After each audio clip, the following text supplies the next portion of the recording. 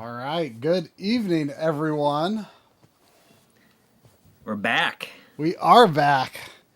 Doesn't It I doesn't mean feel like it was that long. yeah, because I was like, what was the last game we streamed? Was it Perfect Dark? And that doesn't feel like that long ago. But that was like But I played you that other played game. Yeah. Flynn. You played Flynn 2 weeks ago. Yeah. So like Perfect Dark was like almost a month ago, and it does not feel like it. But so last week I was thinking if we streamed, I was thinking about streaming Super Mario World because I was just like so exhausted. And I was like, I need to play something that requires zero brain power or, anything on Yeah. my part. Something I could, play with no thought. But we Yeah. ultimately did not stream because so I was kind of trying to keep it, a quasi secret that I was exchanging the C2 for a C1. Hmm. So that there could be a plot twist to the video. And Back when you were like kind of still enthused about making the video. yes. uh, and so I made the decision to exchange it for a C2. Actually, I mean, this all really keeps tying back into the streams because it was when you were streaming Flynn that Fevian came into the Right. stream early on and was like, I've got a Time Sleuth, I've got a Retrotink, I've got a C1, I've got a Yeah. I've got that lag freak HDMI to component transcoder. Like, I have everything you need. I'm like, please DM us. Let's figure this Yeah. out. And so right after the stream, I got on Twitter DMs with him, and we went through all of the necessary lag tests. I was satisfied with what I was seeing. I went to Best Buy first thing Monday morning, set up the exchange, and they're like, "Well, we could do it. I forget, it was like Wednesday or Thursday, and I'm like, of course I'm thinking, but I have to shoot B-roll of this thing that I'm returning to you. Yeah. So I'm like, I would prefer, like, could we do next Monday? Yeah. You're And like, I can't do that. I can't do it this week. It's too yeah, much. I was like, yeah, this week wouldn't be too good for me. you know, I know, Yeah. Sandy. That's exactly what I did. And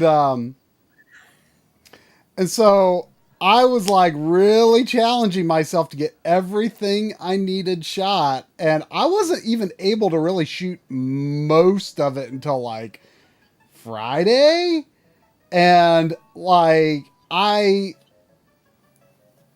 kind of screwed up on a lot of the early comparisons, and like I only got a little bit done Friday, and so like I had to get almost all of my B-roll with the C2 Saturday and Sunday.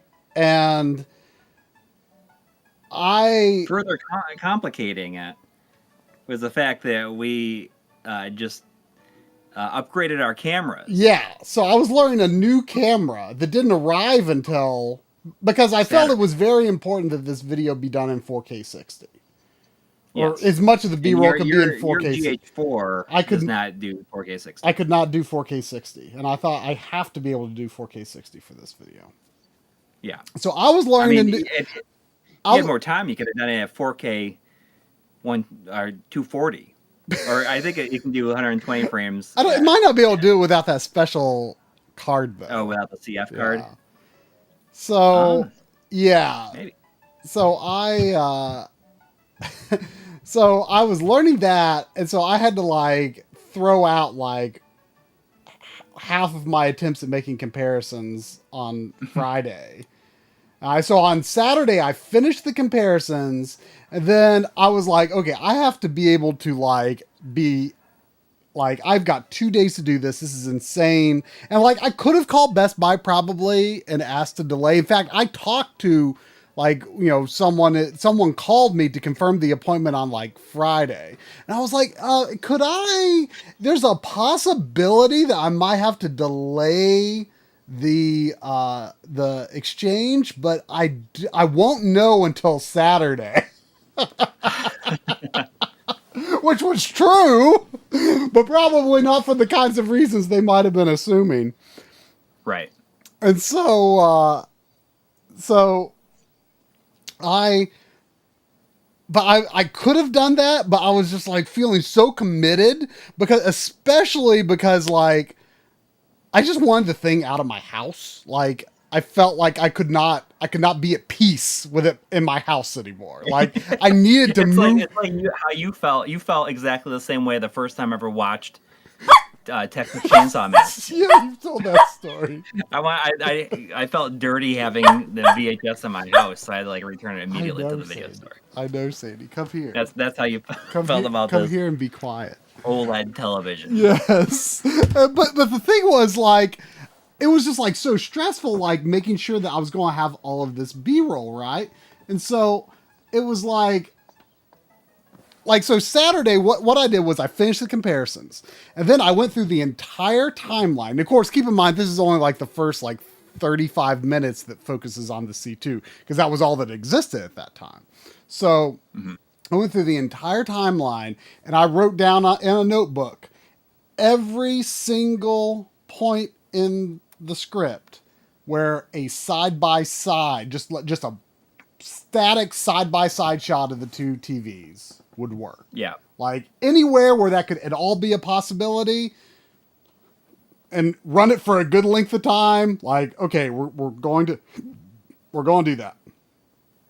And so I shot all of that, went to bed like 2:00 maybe. Mm-hmm. And I just like, I could not sleep. I might have slept a tiny, tiny bit, but like not much at all. And yeah. Because I mean, my mind is just racing, thinking of like, I could not like calm down off of like just pure focus mode on getting these shots done. And so I like got out of bed at like 6 a.m., barely slept because I'm just like, there's no point in trying to sleep anymore because I'm not going to feel well rested even if I did. And then I'm just going to have less time to get this done. So I just got out of bed. I went down, I integrated the side-by-sides that I had shot, and then I wrote down I went through the script and looked at all the rest of the gaps. Anything that wasn't like a C7 solo shot, I wrote down in my notebook, and I wrote down every single shot I would need. Every single one, including I had to shoot the thumbnail, too. Yeah. So, I went to bed at 3 a.m. on Sunday. And you got everything you needed. I got everything I needed, and man, I slept so good that night. I felt like $1 million on Monday. And then the C1 came, and the rest is history. So, yeah, it was crazy times, that's for sure. But like, I was like so over it and so done, and like initially, like I was originally thinking like, okay, the part after the C2 is going to just be like this 10-15 minute thing of me making sure that like all the things work. And you know me, I just can't keep myself brief no matter how hard I try. And it ends up being this long as... Somebody said before, just like further back in the chat said, as Mr. Bionk said, my mom caught about 5 minutes of the video while I was watching it. And in the short time, she said, how can this guy talk about this for so long?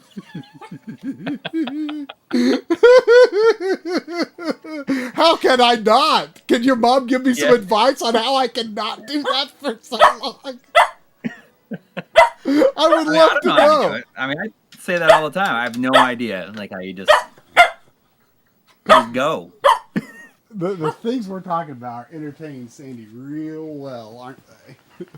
And what do you say when you like after you returned it segment and you're like, yes, this is actually like this part is actually the same amount, same length as. Oh yeah, put that up on screen because I said I had no idea. Like, you know what I found? Like the script was 15 pages and the video was an hour long, and like it used to be that 3 pages was like 1 page was 3 minutes, maybe a little bit more.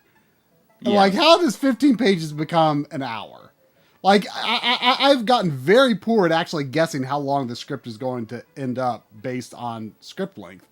And like, so when I said that, when I was shooting, I was being genuine. I was like, you know, I realized this is almost as long, and that's why I put that little thing up. And then, like, after I was editing, I was like, you know what? This is literally Xenogears Disc 2. And I put that little thing up there because it's like, you know, and you were so afraid that people were not going to like it because it was just a lot more relaxed and a lot more of me, like, especially it's kind of like how I imagine, like, if we ever did like ad libs type episodes, just like with one of us, like that's how we would do it. Like I feel it was like not an ad lib though. Scripted. I mean, did you have the entire script? It was scripted. I mean, I might have. I mean, there might have been a few things where I, you know, ad libbed a little bit, but it was pretty much fully scripted. Both halves were fully scripted. But I went into actually both of parts, even the first, like with the intent, like there's going to be more of me on camera than a normal episode, just because I'm not going to have the time to get enough B-roll to cover everything. So even the first half has a little more percentage of me on camera than you would normally find in a video. And the second half, especially, like, I shot the entire thing on camera. There was no just VO for that. Like, I shot the whole thing on camera as if any moment could be on camera, because my intent was actually probably to use even less B-roll that ended up being used in that part. You know, I just can't help myself. I still did more B-roll than I intended to, but it's still very heavy. It's very focused on what I'm saying, and so that's why I use some graphics in some parts to show like how much, you know, the difference in lag and stuff like that. So it was a lot more me on camera. Like from a production standpoint, like I feel like it's like my least favorite video I've made in a long time. Like I was just like I was not proud of the production values of this video, but everyone seems happy with how it turned out and the information presented. Like no one said like, oh, this looks like a really lazy My Life in Gaming video. Yeah. I mean, you went into like a whole bunch of stuff that I think that, you know, people that buy these TVs to play games on think about a lot, but you know, like maybe the company making them doesn't like think about like, you know, playing old games on them. Yeah. I mean, so and it, you know, and it wasn't just the lag stuff. I mean, there were also a lot of other things. And there was a comment very, very early on. We had a little back and forth, and it ended amicably, but you know, there was a little back and forth like, oh, you know, this is an invalid review because you didn't, you know, calibrate both TVs and you shouldn't be comparing them without calibrating them and blah, blah, blah. And I understand where they're coming from because, I mean, that's how almost any TV review should be done. But I intentionally, I mean, first of all, I don't know how to do that. I don't have the tools to do that. I'm not really even interested in doing that. Right. I think there's so much more. I mean, that's okay. You don't. I mean, you're exactly. Honest about that's that, okay. Like, I mean, you can consider yourself a videophile without really caring about like industry standard color reproduction and nits and stuff like that. Like my videophile interests are in other areas than, you know, peak brightness. I mean, there were some brightness concerns that did bother me, but in general, like peak brightness and color reproduction and stuff like that, not super interesting to me. And let's be honest. Most people, even most people who buy OLED TVs, if you buy an OLED TV, you're probably a videophile. Most people are not interested or not able to do color calibration. So I went into the settings with the perspective of like, here's what you could realistically and easily do outside the box. And that's why I try doing a lot of reviews, like especially with Mr. stuff. Like there's so much more you could do with Mr. in terms of like the video output than I described in the video. But if it's not easy to do, I didn't want to get into it because, like, you know, so like that was my perspective with this. I wanted I wanted it in terms of picture quality to represent like what the average person is going to be able to do without digging too deep. Just use the on the surface settings. And and they made the argument that you maybe shouldn't have done so much of the picture quality stuff, and maybe they're right. They may have been right, but I felt like I was very upfront and honest, and it bugged me. Like I add that whole bit where I was like, "Hey, did you remember to turn off the AI brightness?" I added that like the afternoon that I finished the video because it was like nagging at me because I realized working on the C1. Like, oh crap, I thought that setting was always off for every resolution because it's in general settings, not picture settings. I was like, I thought that was always off once you turned it off for that input. And I could not say with 100% certainty what I had turned it off on the C2. And I just obviously I couldn't do those comparisons anymore. I didn't have the TV, but but the video was basically done. And it's like, I gotta wrap this video up. So I felt enough. That's how we feel every time. I felt like I had enough things in the video that said, look, I'm not getting into color calibration. I'm not worried about the measurements on scopes and how the color graph goes. We're not doing that. And I felt I was very upfront and honest about my shortcomings. And I felt like, why, even if I could do those things, why should I? Because every TV review, I don't think Ratings has done their video yet, but Ratings and HDTV Test and all the other big ratings, they're going to be doing those measurements. And that's not what this video was not about that. It was about looking at the things that concerned me that may not be the things, because it's just going to be the same thing over and over that you've heard year after year. Oh, yep, LG C2, one of the best value TVs that that you can buy, for the quality, and they're, and obviously there's profound problems for gaming, especially retro gaming, but even modern gaming like 120 hertz, you can't use black frame insertion. I should probably shut up so I can let you. I can start playing. Yeah, there's a ton of donations. Yes. But I do want to there was a comment on the video that I thought was really funny. Okay. That said, I think it's funny after all of this, you ended up giving them more money. Only $100 more. Yeah. All right. So going back to 13 minutes ago. Sorry about that. Dad1153 with $10. Thank you. Wow, saying a $5 bill so Try can wipe his eyes with it and sample his own bitterly tasty tears. And an extra $5 for the epic Keith Olbermann sized epic meltdown. Mother effing OLED first world problems. There were like the video, it is definition of first world problem. The video is, yes. But that is what it is. There is $5 from Blake Romo 10 minutes ago. Thank you. Saying thanks for showing how big of a pain it is for a retro gamer to buy a modern TV. Tell me that picking a 1080p TV. Tell me that picking a 1080p TV is easier because I'm running a CRT. I mean, maybe. The thing is, if you get a computer monitor, your chances are a little bit better. Yeah. LG, I have a couple of LG 4K computer monitors. I have several 1440p computer monitors from LG. And then they probably work with oddball resolutions pretty well, I bet. It's just something, I don't know. I think they should just make. What are you doing? I've never seen that before. What were you doing with the two characters? I've never seen that before. If you hit R and L in 2-player mode, you can trade lives. And you can leave Mario dead and play as Luigi. And remember, the only reason to even own this version of the game is that they actually gave Luigi a different sprite.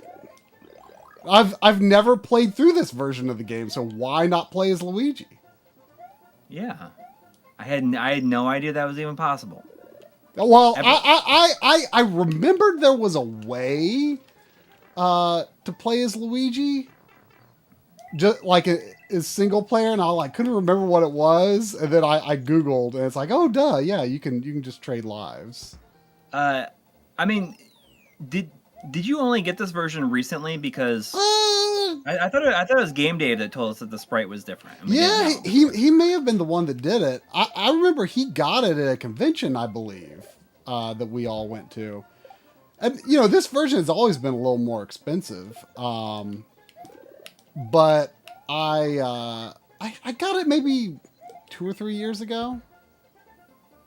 Okay, so it was like $40 or $45. So I paid $40 or $45 for a different Luigi sprite. So I'm playing as him. Dang it! Yeah. I mean, this is the only version of All Stars I actually have. Oh, really? Well, I almost bought like a standalone version. Well, the standalone version is standalone Mario World. I do. Yeah, I mean, well, the standalone Super Mario World that came packaged in with my Super Nintendo is the oldest Super Nintendo cart I own because I broke my original Mario World cart. Anyways, there was $10 from Tony Escobar. Thank you, saying keep up the great work. Thank you. Thank you. Well, we'll do our best. There was $2 from Jonathan Hinson. Oh, thank you. Saying second half bearded and relaxed try is my hero. Yeah, I thought it was funny that you're like unshaven and everything. I went for the beard look because I was like, well, like that really does illustrate that like this is another day. Oops. Mm-hmm. This is another day. You let out the dark half. Yeah, I mean it's another day, and I like have obviously at that point put in the time to look at the C1 thoroughly enough. It's very similar in terms of menus and everything from the C2, so there wasn't a lot of learning to do really, but. But yeah, I just went for the scruffy look. There was $49.99 from Sean Quinn. Sean Quinn. Wow, thank you. Thank you. Sorry, so much. Sorry, it took 9 minutes. Saying, "Oh my God, Super Mario World! I watched Gaming Historian's Patreon video on it this weekend. It cemented the thought that I had that Super Mario World is the best 2D Mario." Well, it was a pack-in. Those were the days when a console came not only with a decent pack-in, but a second controller. Yeah, so I do think this is like probably the most common most popular pick for favorite 2D Mario. And I always that's probably my favorite. I always feel like I come across as if I'm kind of hard on it, and I don't really mean to be because I love this game. I don't like the aesthetics of it as much as the NES games. But there are some aesthetic things that I really like in it. For example, I like the bipedal Koopa Troopas. I think that was a smart change. But there's like little weird things like, why does Yoshi have orange arms? Why do the Goombas look the way they do? Although the fact that they have now like made the Mario World Goombas like a unique distinct thing from Goombas in like the new games. They're Galoombas. Like you see them in like Mario Galaxy and like 3D World and stuff like that. They're like in the regular games now. And they're like they're different. And I think in this game they were intended to just be Goombas, but they look really stupid and weird. But now that they're like a distinct thing, it's kind of like, oh, okay, well, I don't mind them so much anymore. But yeah, but I do love this game. I mean, this game is great, but my most of my love goes to the NES ones, but I do love this game a lot. It's great. There's also a follow-up, $1.99 for Sean Quinn, saying, "And I'm sorry that the LG TV broke you."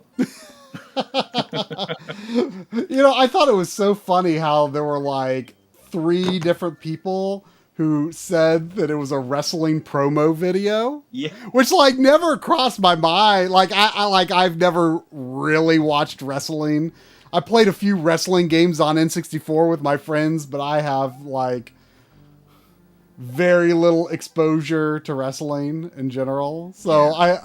I thought it was funny that people thought I actually nailed that. Also, I'm not sure if I knew you could carry that P-switch on the fence. Oh, I didn't know that either. I accidentally did that. Like I kicked it up. Wait, how's he doing? It's just like squished in between. He's just like holding it. Like, yeah. Space between his arm and a leg. It did get me thinking though. I feel like it should become like a normal thing where we start in every episode. We should have like a POV shot of the thing that we're doing a video on, and we talk to it. It can be nice. It can be nice, or it can be mean, or it can be like it can be quick, or it can be like an extended segment. But I feel like in this. So the Mister episode was effectively like our 200th episode. So now we're in a post 200 episode world. So look at Luigi's freeze frame there. Oh, he's like, ooh. But now we can, maybe we should start something like that up. Or yeah, it's officially season 3. Each season is 100 episodes. And this is where we jump the shark and That's start. Not counting like marathons. We jumped the shark and started talking to all of the devices in season 3. but it could be like really quick sometimes too.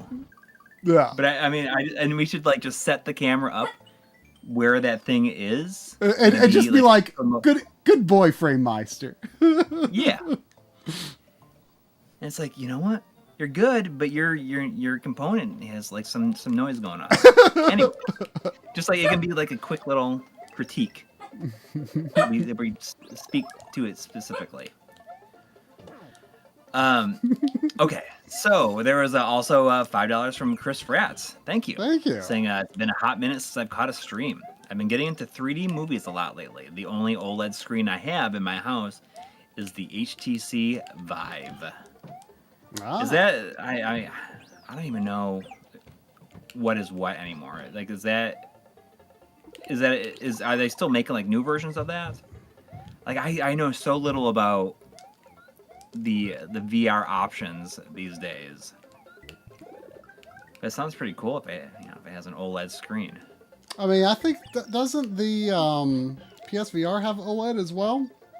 But it's kind of washed out though. Like it's definitely like when the screen is black on the PSVR, it's like definitely not true black. And the Vita's not either, I mean, it's close. It's very close, but John was showing me a clip that I had forgotten about.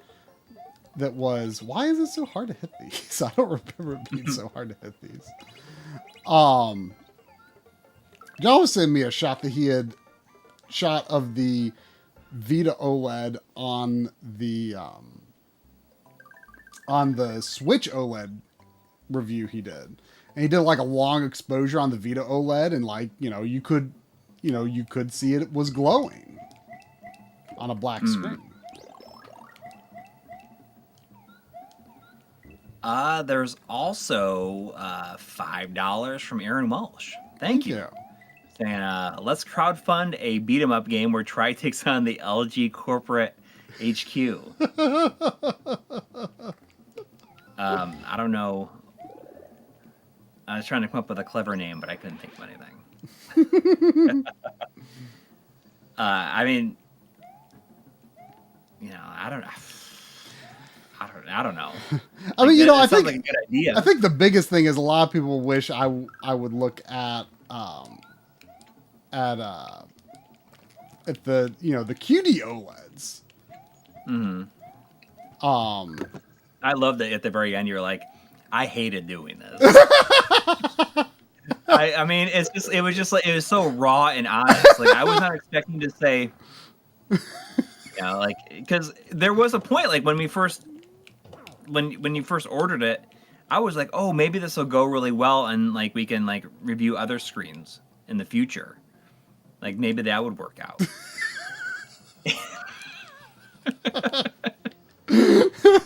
I mean, I said that. I said, oh, like maybe we could get, like maybe somebody will like send us one and we can like do a review of different stuff. I mean, new stuff coming out. I mean, I guess it wouldn't be that bad. No, I think it's better. Like if it was not a TV that I was like having to, that I was stuck with, that was part of it, right? Like I felt like in this video I had to look at this and then I had to make a decision to keep it or not. And then I felt like I had to include as part of the video verification that the reasons the things that bugged me on the C2 are not problems on the C1. And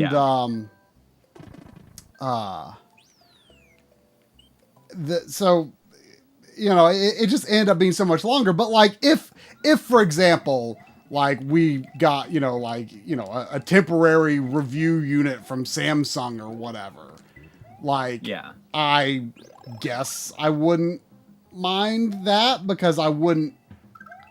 The only thing though would be like I'd be like, oh, now this TV's better than my TV. Yeah. Well, it's been an interesting year because like for you doing reviews of displays because you did the projector, right? And that was just a lot more. And you had a fun time. That was a very fun episode. That was a very fulfilling episode. This was quite different. Yeah. The stakes were less high with that one, like, because to me, the projectors were just a fun thing, right? Like I didn't, like there was, that was actually like when I did that episode, that was like maybe a month or two after I first noticed the streaks. The first time I noticed the streaks was actually during the production of the, N64 digital episode. Yeah. And some people have said, "Hey, have you done pixel refresh on your C7?" Yes. Actually, I did the first pixel refresh that I had done in a very long time on it.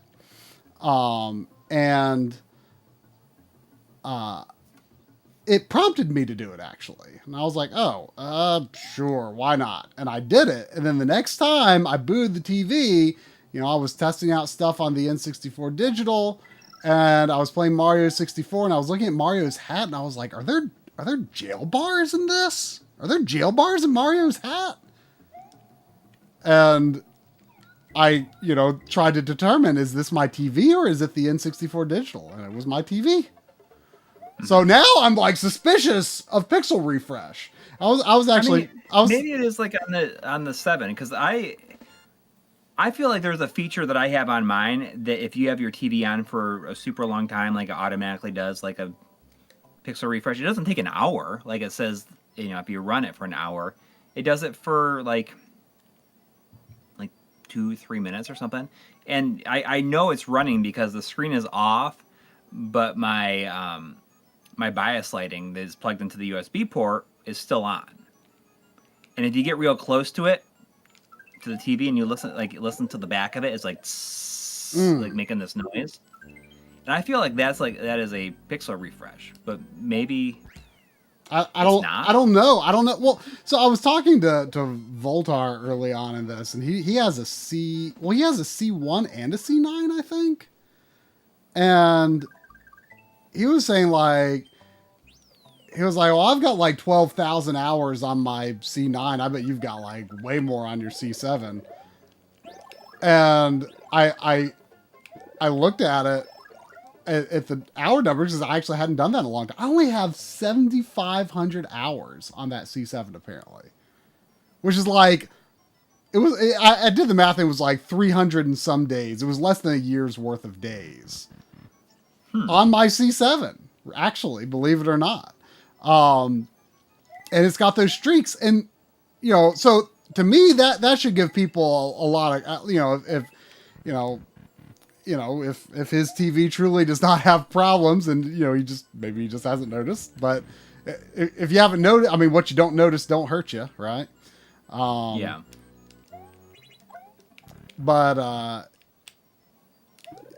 if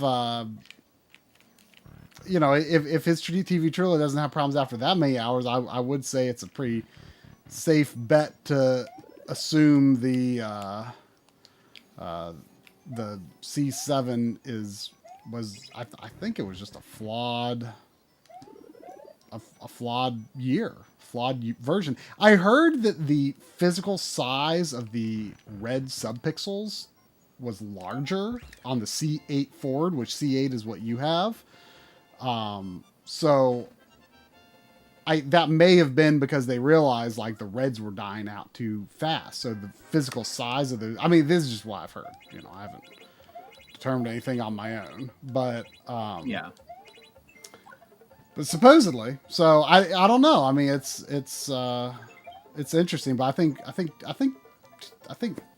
the C7s, it was not a good year for the OLEDs long term. I mean, it was a good TV, and it's I've put it into my dining room so I can watch GameSack and Digital Foundry while I eat. So now the C7 is an upgrade over my phone for watching YouTube. There you go. Anyways, there's $2 14 minutes ago from Joe Sean. Sorry about that. Thank you.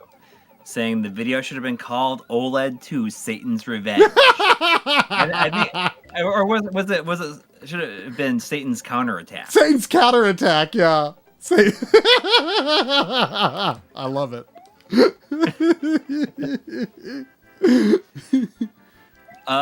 There's also $1.99 from Dial-Up Chronicles asking, when will the Mister get dial-up capability? I don't know. I mean, I'm sorry, the Mister's just not gonna cut it. But speaking of like dial-up compatibility, when I was at my in-laws for Easter, my father-in-law had a super old computer that it was kind of like pulled apart, but it has a motherboard, some RAM, and like several cards in it, and a CD-ROM and stuff. And it's not like a Pentium, but I was like, I'm gonna, like, if this is just sitting here, like, can I have this? Because if you're like, I would maybe be able to do something with it. So it's not gonna be like a Pentium 2 or anything like that, but it might be a fun little project, I think. No, my Yoshi that I've taken from level 1 has died. Like an MX or something like that. So maybe that'll be another upcoming project. What I think is really interesting is that the CD-ROM is connected to not like a PCI card, but I don't know what it was at the time. So like, is it like ISI or whatever it is, or was it like ISA maybe? Is that what they were called? The ISA ports? It was like I'm sure someone will be able to explain to me what it is. ISA, yeah. So yes, I could go grab it. I could just let you know what is in it. I have a computer with a motherboard and a Pentium 2. Oh really? Yeah. I want to do something with it sometime. I just haven't gotten around to it. Yeah, you should. I don't have a graphics card to put it, though. I imagine those are getting pretty expensive these days, yeah?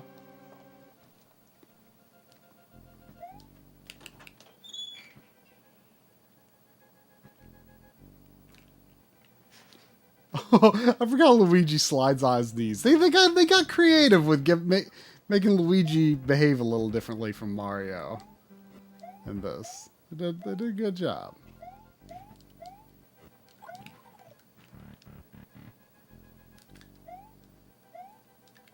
And he doesn't hold his arm out when he jumps. And his hat actually like goes down a little bit when he jumps. Like Mario stays put, except it goes up a little bit when he falls, but Luigi's goes down, then up. Okay, so it is.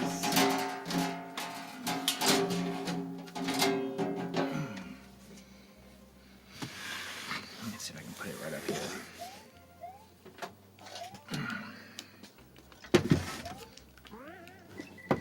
It is a i486 Intel DX2.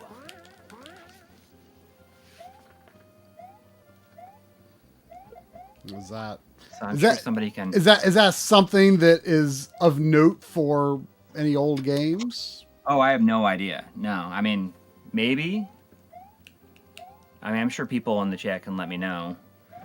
But the motherboard, I don't know how much RAM it has, and it has 2. Oh, are people saying that's pre-Pentium? A real nice, a real 486. So is that like so that's the same type of thing that's in the is that the same type of thing that's in the Mr. Core? Yeah. It does have a turbo button. If you give me 1 second, I'll grab my camera and I'll just plug it right in.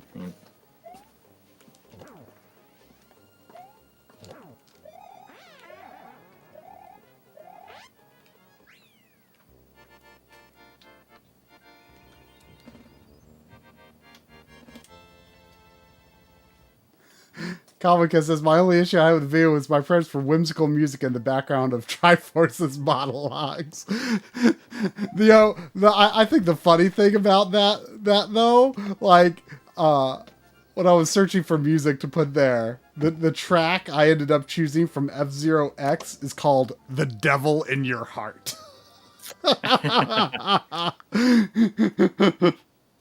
Really quick, while I'm getting this out, there was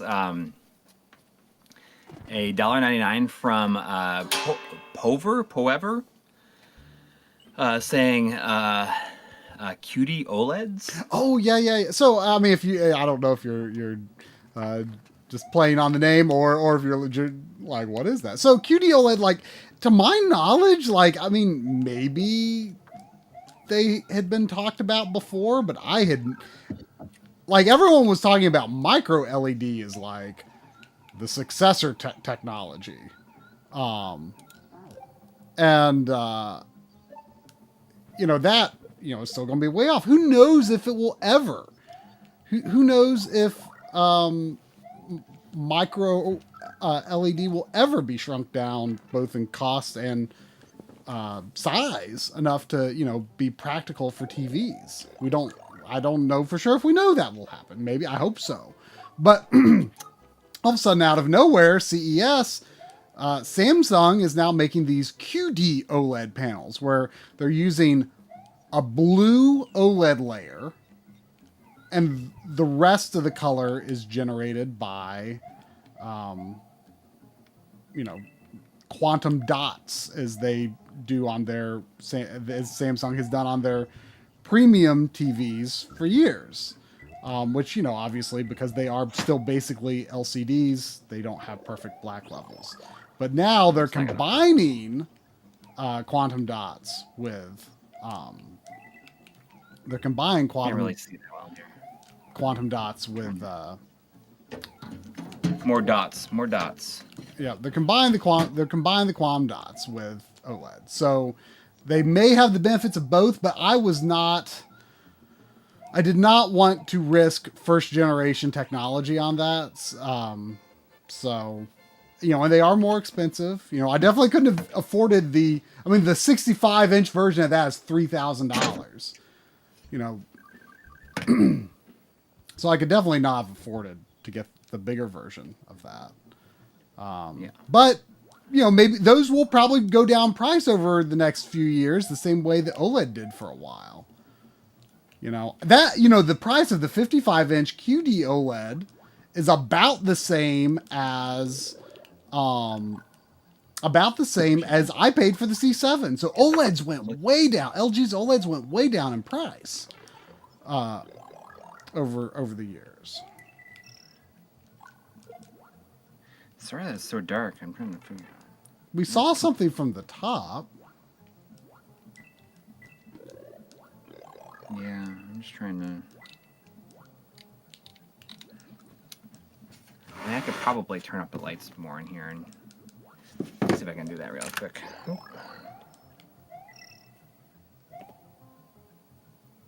This is gonna work. There we go. Let's try this. Maybe that helps a little bit. Not that it matters. I don't think anybody cares at this point. What? Like, but it has these, you know, like these. I think people do care. People are probably very curious about what the capabilities of this computer could be. Yeah, but it's just kind of cool. It has like this. I just think it's interesting that the CD-ROM is like connected to like this board in here, and it has like stereo outputs around the back. Oh, that's cool. Yeah. Check for a battery on that motherboard. I mean, there's like different things. Oh, like would it be like a battery that you need to desolder or? Oh, I don't know.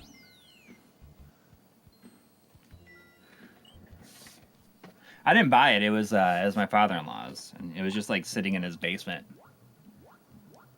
So I mean, there's quite a few, like a SCSI card, maybe. Is that what it is? There is a modem in here, then. I see a modem. How much can you do with a dial-up modem these days? Like, is there anything you can even do with a dial-up modem? Like, I doubt it. Like not around here, at least. I mean, I'm sure it exists.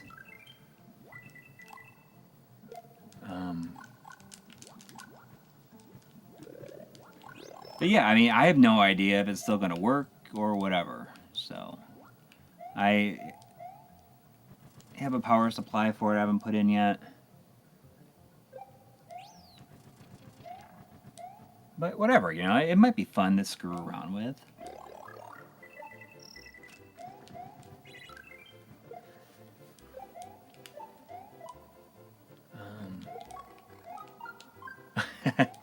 Yeah, I mean, maybe LGR could like walk me through what I would need to do, and learn about it as I go. Paul Sutton, I did the Red Switch Palace on the previous visit to this level. See, already taken care of. What's that? Paul Sutton says, "Why didn't try go left?"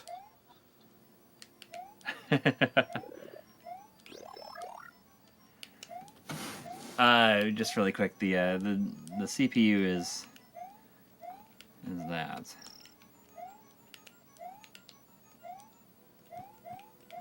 $486. Yeah. Very interesting. I don't know. I like that number meant nothing to me until, like, you know, right. This just goes to show how little I know about PC stuff. Like, that meant nothing to me until I learned it from you talking about the Mystic Cores. But you know, it'll be interesting. I don't know. I have no expectations, but it was just thought maybe it would be it's worth a shot. Worth a shot. Yeah. We'll see.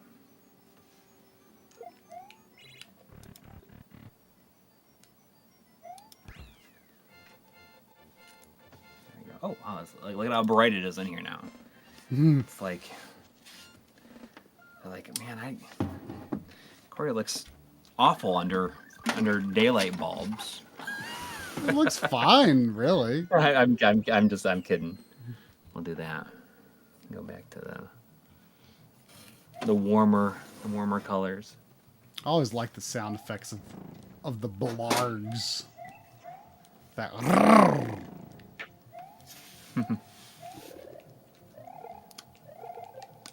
I do have a CD-ROM version of Diablo. I almost call it Diablo. Diablo, because you call it that all the time. I know, but I almost said it like without like thinking that it was Incorrect. was as a joke. So next week's stream, it's gonna be an in-person co-op stream. Oh yeah, we don't know what we'll do yet, but We have no idea what we're playing yet. there could potentially even be a secret third guest. Oh yeah, it's possible. It's very possible. Who knows? But yeah, I'm going to visit on Wednesday. I haven't been there in 3 years, probably, right? I mean, when was the last time? The last time I was there was like May 2019. Yeah. I mean, we've seen each other since we saw each other at Retrode. Only one time though. Yeah.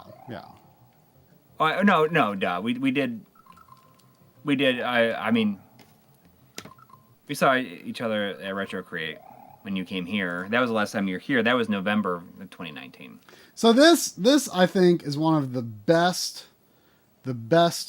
refutations of Square Super Nintendo pixels. The sprites for Mario and Luigi when they're running up a pipe vertically are actually different proportions. It's not just the standing up sprite turned on its side. It's actually redrawn, and if that sprite were flipped horizontally, the CRT would stretch it out to be fatter than the character is when they're standing up. It's a different sprite. So they took into account the CRT stretch. Certainly not every game does that. But in my opinion, that's the fault of the artists, and that their art should still be displayed at at that pixel aspect ratio. That stretched horizontal, slight horizontal CRT stretched pixel aspect ratio. But the main reason I'm going to visit is because something we had talked about before is Limited Run is opening a retail store, and their grand opening is on Saturday. And I think it seems really cool because, like, as someone who worked at Electronics Boutique and everything, like before GameStop took over everything, like game stores, they had a specific look and a feel to them that I felt like was lost after every game store just became GameStop. Yeah. And it's very clear that that's the feel that they are going for in this store. And they're having an opening, and I was like, I should come and visit, and we should go down to it. Yeah. So we're gonna go down there and go to the opening. It's gonna be fun. It's in Raleigh, or right outside of Raleigh, I think. Apex, I think.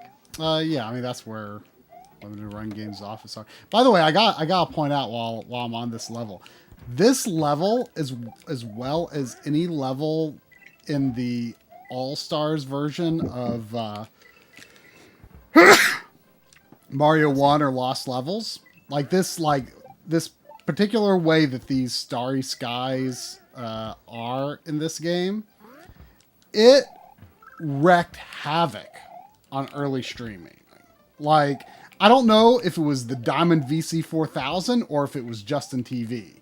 One or the other would just poop its pants. Anytime you got to a level in Super Mario World or Super Mario 1 All-Stars version that had these glowing, sparkly stars in the background, it just pooped its pants, and the stream would basically be dead until you finish the level, and then it would be okay. Something crazy about these backgrounds, I do not I do not know if it was Justin TV or the Diamond VC4000. Does anyone else have this memory? Or the diamond? Do you remember the Diamond VC500? Yeah, I do remember that. Yeah. Do you remember as well as you remember Taito, though? No. But, you know, it is funny just thinking about, like, you know, you stream it on Justin.tv. It was Justin.tv. That's what became Twitch. Yeah.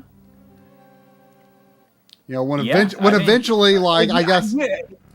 Did you ever, like, think about that? Like, how you were pretty ahead of the curve on that stuff? Yeah, I mean, I was... Like, significantly. Yeah. By, you know, 5 years or something like that, probably. Yeah, I mean, we were on the backlogger. We were pretty early on streaming. Yeah. You know, and that's like when you would stream multiple times a week. We could have been big if we really wanted to be, I guess. Well, I mean, you had a lot of people on stream, or a lot of people like we did have a very big audience for a while. I mean, we would have like, you know, average. At some point, we would hit like around 1,000 concurrent viewers on any given stream, and it's a lot less nowadays. Tends to be more like, you know, 30s to 40s, but you know. But there's a lot more choice there's now. A lot more stuff to watch. Yeah. You know, yeah. But yeah, I mean, at the time, having that many people watching, that was crazy. I mean, that's like where where we met. Like the channel exists because essentially you like streamed on Justin.tv. Well, I thought you found the site first. Well, I did. Oh, yes. Yeah. But I mean, I guess you were more aware of like who we were and what we were doing. Yeah, exactly. I don't think that I would have like had any idea of, you know, like people who run. Even though we didn't use webcams at the time, like our faces were completely hidden. No one knew what we looked like. With your voice, you don't really even need to have. It's like it's very, you know, what you're watching. There was a comment on the video that said, when Try is angry, he's even more of a cartoon character than usual. But it's funny to think about that you're so far ahead of the curve. I know. But anyways, yeah, I think that it'll be a fun little thing. You know, we haven't seen the people from Limited Run in a while. I think you've seen like them more recently than I have. Yeah.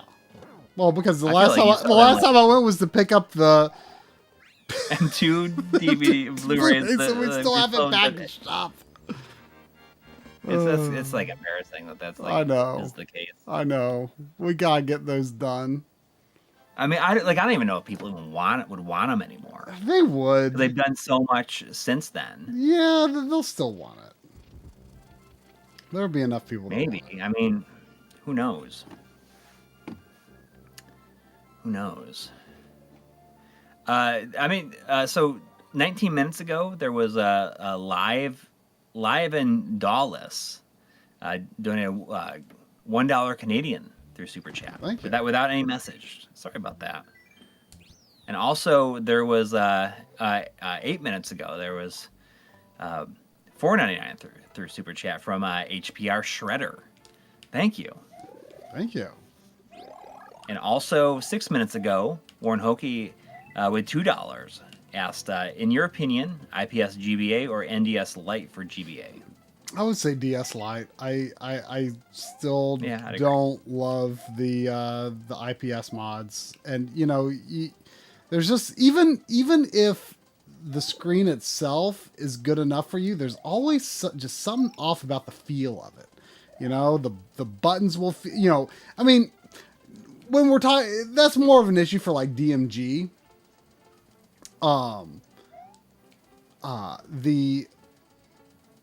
With DMG, you have to replace like the entire front PCB. Like the back PCB on a DMG is where the processing happens.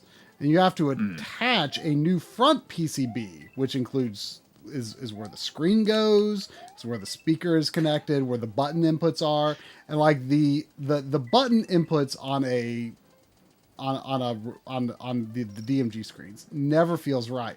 But even the GBA ones, like I mean, part of my problem was I was using like, aftermarket buttons and aftermarket shells. I was trying them out. But then sometimes you have to cut like the rubber membrane for some screens to fit. That's more of a GBC thing though. It's not so much a problem with GBA. But I've had, of course, I don't know what the heck I'm doing putting those things together. I hated that too. That was another thing I hated doing. I hate putting together those IPS mods. They all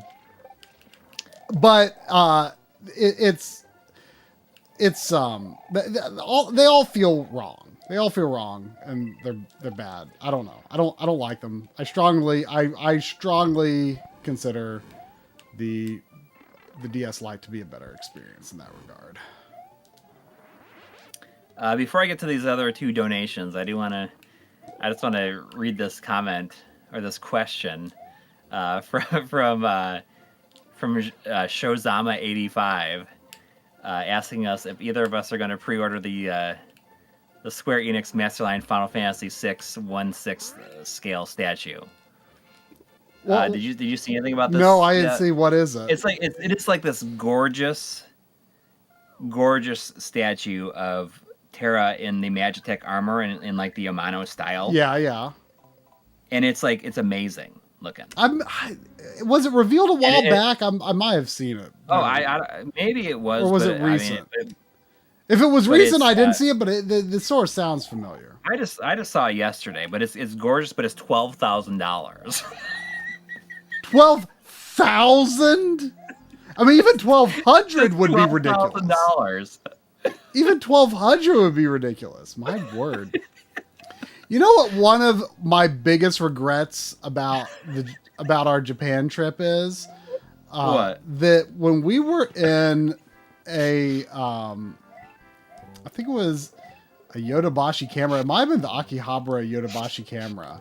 They had this like display case with like several figures, and they had this like it was like a sprite graphics style kind of like it was. I mean, I guess you could say it was chibi, but it was like it was chibi-ish, but it was more closer to like what the in-game sprites looked like, And it was Terra in the Magitech armor. And and there was but there were no like boxes out. Like if there was and there was no price listed either. And I was like looking all around there. I was like, where's the box for this? Like, are there boxes just on the shelf? And I didn't see a box on the shelf. And I was like, I don't know how much this is, but I bet this is like $30 or something. I mean, I don't know. Maybe it was more. It could have been more than that. I was just imagining like, if this is $30, like I really want this. Like it looks awesome. And I thought, well, I don't want to have to like ask about where it is. I think Jimmy was with us, so he probably could have done it. But I was just like, I don't want to deal with the hassle of having to confuse some poor unassuming Japanese store clerk, Yeah. And I was like, well, I bet I could find it. I bet I could find it when we get back home. Like, I bet I could search for it online. I have never been able to find it. Like I have never found a picture of it. Like, nothing that I've ever searched for. And I wish I took a photo of it when I was in the store, but I didn't. And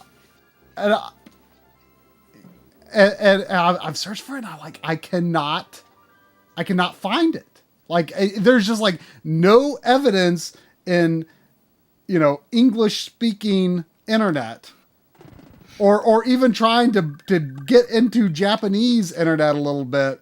Like, I've just found zero evidence of this thing's existence. It's a shame. It didn't actually happen. No, it did. It totally happened. I bet it was cheaper than $12,000. Yeah, I mean, it was relatively small. Like I feel like it had to have been like $30 to $40. Like and I wish I had it, but I didn't take a chance on confusing a poor unassuming store clerk trying to ask questions in English. I should have taken advantage of the fact that Jimmy was with us. So there was $5 from Aaron Walsh. Thank you. Saying $100 is try recites George Carlin's 7 dirty words 3 times. I'm not familiar. I feel like I've heard that before. I've heard of this before. I imagine it is not a thing that you would likely expect to hear on an MLiG stream. Yeah. There's also $10 from Mega X6. Thank you. Saying, I'll always remember my first memory of this game was walking into Sam's Club, and they were displaying a new SNES of Super Mario World. It was amazing and devoured even the Halloween levels. I mean, it sounds like my experience seeing N64 and Mario 64 and Toys R Us for the first time, just like a week before it came out. My first experience with Mario World was probably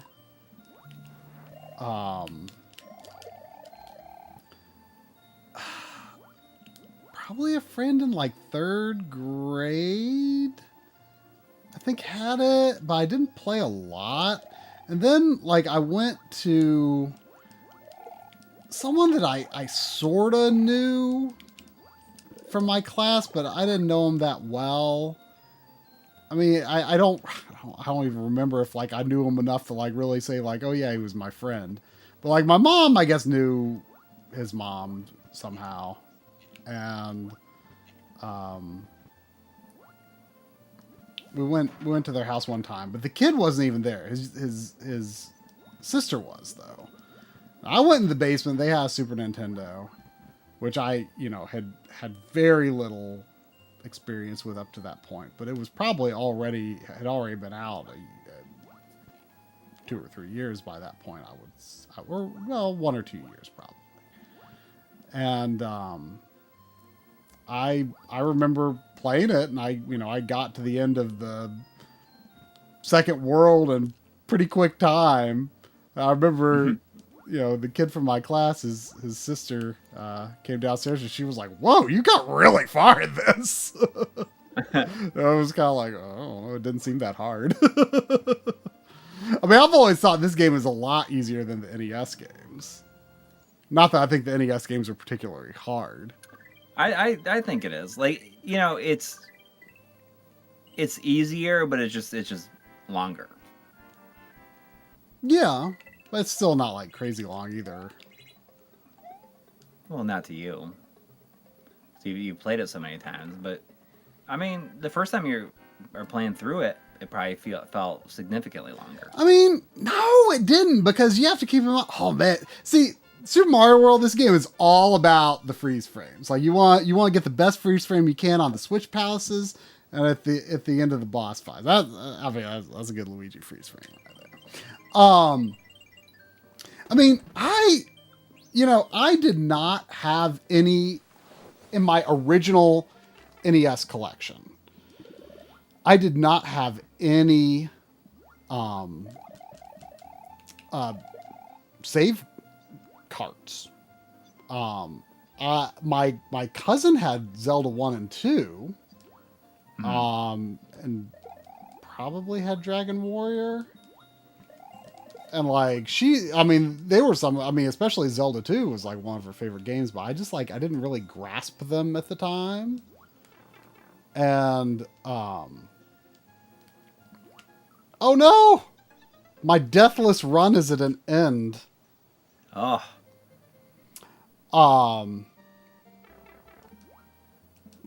But I don't know. I just didn't really understand those games at the time. Like I wanted everything to be a platformer. You know, I was all into platformers, and saving was not really a concept I was familiar with at all.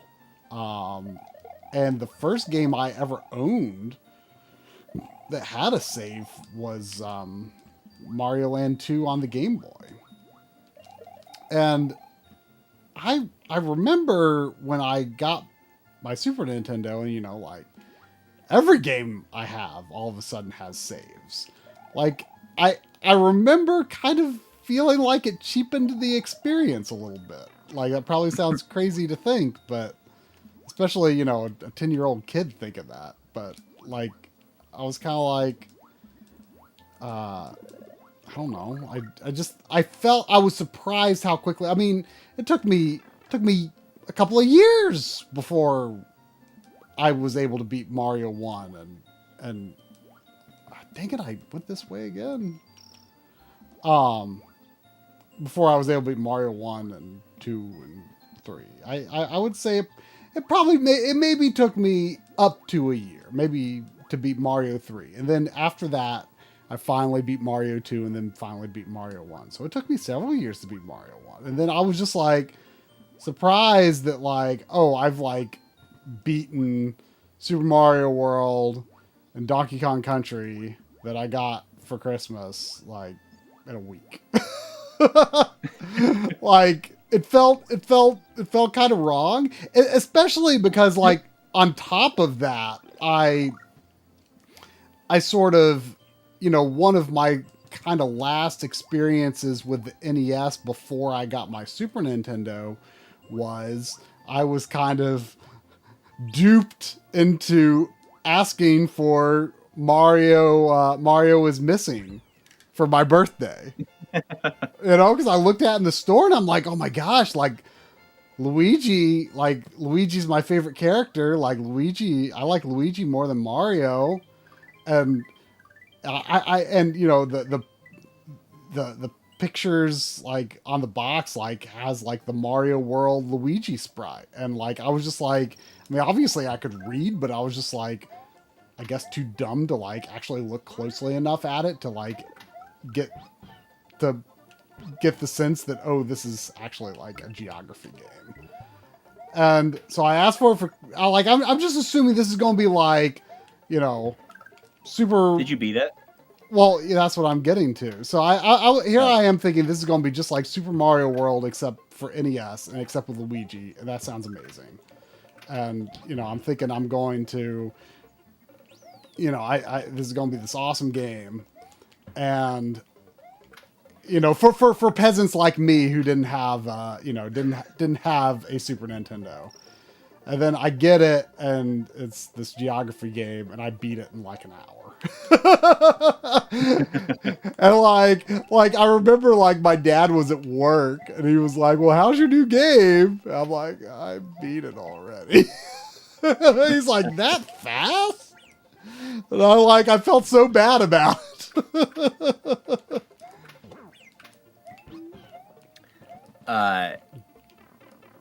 You know, someone said that this is.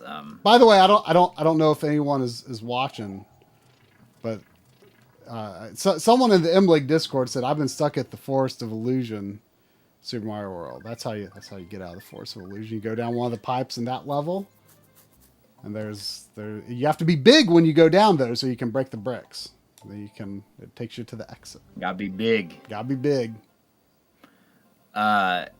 So I guess really quick, some more details on that statue. It's only $11,500. Oh, only. And only 600 will be made worldwide. Do you think they can sell 600? Yes. Are there 600 people who are big enough fans of Final Fantasy VI who have that kind of disposable cash? Probably. Yeah. That sounds like a lot. I mean, they probably don't. I mean, some of them won't have that disposable cash, but they'll justify that, you know, that they like it enough that's they're willing to go into that kind of debt. to have it. And then they'll get it and they'll be like, wow, this is awesome. And then they'll start thinking about something else. It's so true. I just think about, like, you know, that's not the one that goes. like I mean, if I can understand the appeal of it, but you know, like I just can't imagine. Oh, I mean, yeah, I mean, it's like having like a statue that was that expensive. Well, I mean, you know, they've done stuff. Really, just feeling like that was like what are you gonna what do you do with it then? Yeah. If I'm gonna spend $12,000 on something, I want to be able to do something with it. Right? Is that? I mean, does that make sense? Sure. I mean, it's like the price of like. It needs to at least have amiibo functionality in it or something, right? like touch it to your Nintendo Switch and then you can play Final Fantasy VI or something. Yeah. And the game is not available in any other way. It's the only way to play the Final Fantasy VI remake. Yeah. What if that's like the only way to play? Like their entire budget was based on the fact that 600 people could afford it at an exorbitant price, but it's like of the same like scale and quality of Final Fantasy VII remake, except it actually is the entire game. Oh my gosh. Now I want it. There was $20. Thank you. Thank you from Container 7. Wow, thanks. Thank you. Saying thank you for going through all that and persevering, Try. Also, what camera did you guys upgrade to? Cheers. So we ended up upgrading to the GH6, which came out very recently. Very recently, and the reason it happened, it was not even something we thought we were going to do it eventually. Yeah, but they had there's this place in Cincinnati that is like the best, like my new favorite store, called ProCam, and like there's only 3 of them like in the U.S. It's one actually in Detroit, one in Chicago, and one here. It's actually in the town that I grew up in when I lived, for 3 years in Ohio. Yeah, and I feel like a real idiot that place has been here the entire time I've lived here, and I didn't go into it until recently. And I walked in, and I was like, this place is amazing. Like, I can't believe that I just like slept on it for this long. Well, we went to a game store there, and I saw it, but it was to We Buy Games. Yeah, and I saw the camera store because we drove by my old house while we were there, and I saw the camera store. I was like, oh, we should go in there. I bet it's awesome. And then it was like kind of getting dark, and so I could kind of see inside because the lights were on inside. I could kind of see inside, and I was like, "Oh, it looks pretty awesome," but we didn't have time. Yeah, we had to get moving, so we didn't have time. But I really wanted to go. So you could have probably started going there like a couple of years earlier. Yes, and yeah, I just feel like such an idiot because, like now I'm basically will not buy, like any like anything major, like video stuff, like off of Amazon. Like I'll just go there because then I can like see it and mess around with it, and just they'll give like money off and everything like that. Like they're just like an official. So you were able to get a pretty good deal. So that's why we committed to doing it, even though it's like right when I'm doing this TV stuff too. So it's like, oof, pretty hard to make it work, but. Yeah, we're doing it. Right now, though, I mean, like they had an event there where it was they had a bunch of like vendors, like different reps from like Panasonic, Sony, and all these other camera places like were there, and it was just like an in-store event, and you could bring in some old gear and like trade it in. So I traded in some stuff, and like I started talking to the Panasonic rep because we knew that you were definitely going to get one at one point, right? Because mine is much older, and there's there's things that you can do with on yours, like 4K 60, optical image stabilization built into the body. Those were the big limitations that I had. Yeah. I want to say really quick, Dave Rohodis, like saying, I haven't heard of ProCam. I lived in Cincinnati area for 40 plus years. Yeah, it's in Amelia. And if you're like into like video stuff, video or photography, like it's amazing. It's big, but it's not like gigantic. But it is, they have like classes there too. I feel like such a loser, like for not going there for so long. But I was not going to get a GH6, and I thought about it here and there. But a big thing for me was the I wanted a major upgrade in the autofocus on it, and that was like not the case with this. And the main reason I wanted an upgrade in the autofocus is because we use Rhino sliders, for a lot of our shots. And the lenses that I have are fly-by-wire lenses, meaning that you there, it's the twist. The twist is not what physically moves. Yeah, it never ends. Right. And you just you can never get a reliable focus. But because the speed that you spin it changes where it ends up. So like, yeah, it's never going to end up at the same focal point at the same place in the lens twice. Right.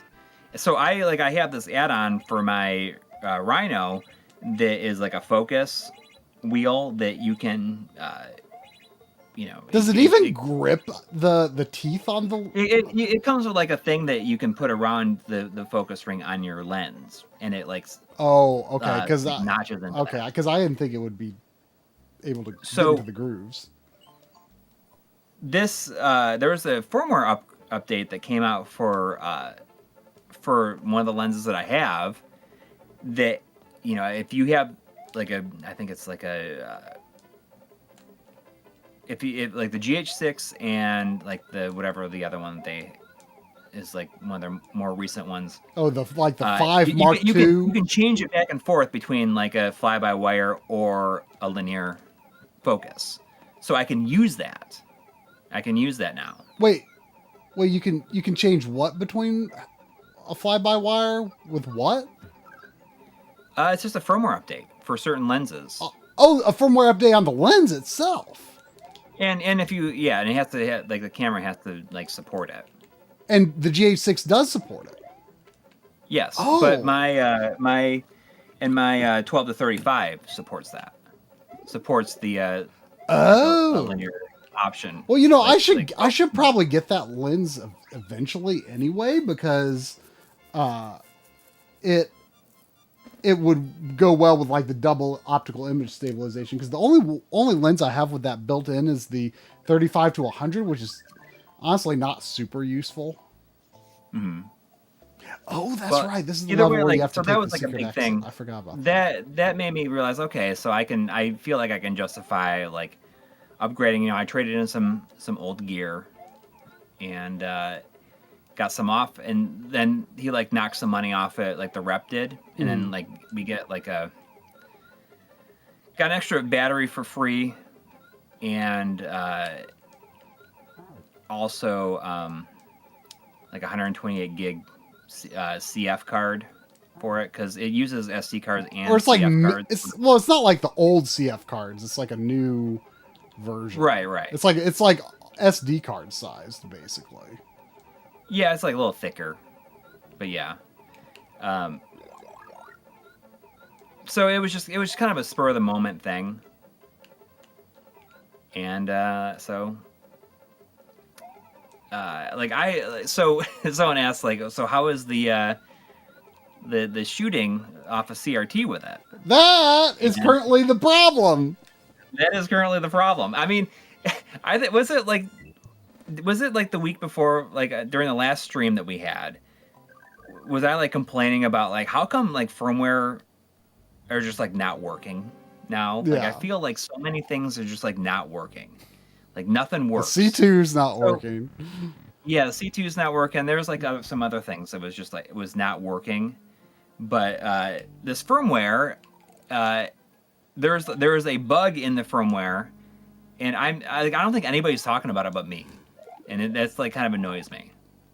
Is that if the synchro scan feature is a thing where you can adjust the shutter speed to a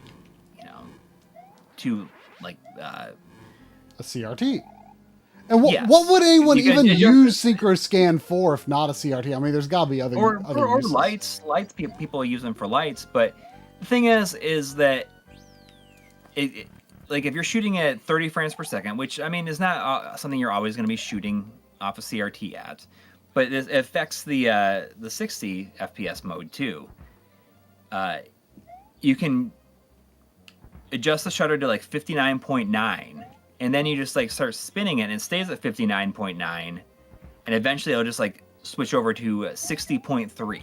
So it's skipping like everything. It's skipping skipping the range that is useful for games. So like, what some people yes. what some people may not realize is actually different depending on the console. So like if I was shooting Super Nintendo or NES, you would actually we couldn't lock the CRT. Correct. Yeah. And could you do Genesis? Though, like, does it go to like? I could do Genesis. You can do Genesis. That's like 59.8 or whatever. Yeah, I'm not sure if you could do PC Engine is weird because the number that reads on the FrameMeister is not, or on the OSSC is not the same number that syncs up to SynchroScan on the GH4. It's very weird. I asked Artemio once about why. Oh man, 2 deaths, doing terrible.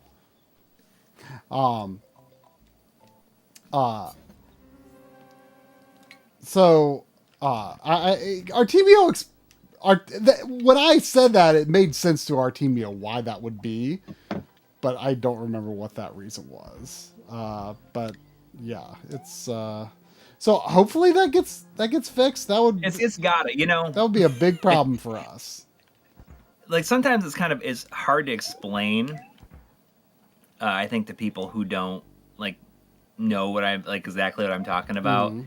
Because I sent an email afterwards to the rep saying like, "Oh, I found this bug and it's like a really important thing for me." Yeah.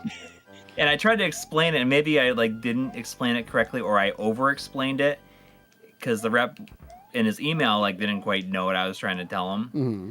But I said, "So I just need to do this," and it's like skipping these numbers, and if it's not gonna work, it might be a deal breaker for me. And like he just like has never responded back to my email about it after that. So either hopefully it's been forwarded on to the people who can actually fix do something, because like that's would ruin it for me. Honestly, it would make it to where we would probably be better off getting GH5 Mark IIs. Yes, or GH5S. Yeah, I don't really even know. Which is like something I've thought about too. I don't really know the difference between them and the regular. Well, the 5S is more geared towards video. Well, like the GH5 and the GH6 are like hybrid. The GH5S is more specifically less photo video capabilities. Yeah, but it also, like I had mentioned before, that it has like the low pass filter or something on the sensor that allows you to like shoot off a CRT screens without like having like the moire on it. I mean, how long do we have to make a decision? 2 weeks, like 2 weeks ago. Well, but the thing is like if it's like a real deal breaker, like I mean, if it's like if a firmware, the next firmware that comes out, if it's not fixed, like I'm gonna go in there because we can probably trade them straight up. I bet because of the price difference or whatever. So if it came down to it, like I would probably do that. Like if it's not fixed. Although, like I'll be sad not to be able to shoot like in the I like that it has like ProRes. You can shoot directly to ProRes if you want. Yeah, I mean, it's so And it has, far like, a I'm bunch of other happy, things. but You I can shoot at 1080p, 240 FPS, which could be useful. I bet you that would have been useful to shoot like your black frame insertion stuff. Right, but I couldn't do that. I couldn't go that high because I didn't have the fancy card. Mm-hmm. Yeah, I didn't. I mean, I probably could have done a little bit better than I did on that one slow-mo thing that I did, Mm-hmm. but I just I didn't have time to figure it out, Yeah. Well, I was thinking about for a long time. I was thinking about getting for my next camera to be a Sony A7 IV, which does have a synchro scan feature on it. But we are so invested on the Micro Four Thirds lenses. And to be completely honest, like this is probably going to be like the last. That's what people seem to be thinking. I mean, and people have said for years and years and years, oh, you should never buy Micro Four Thirds. You should buy like Canon or Nikon lenses and use an adapter.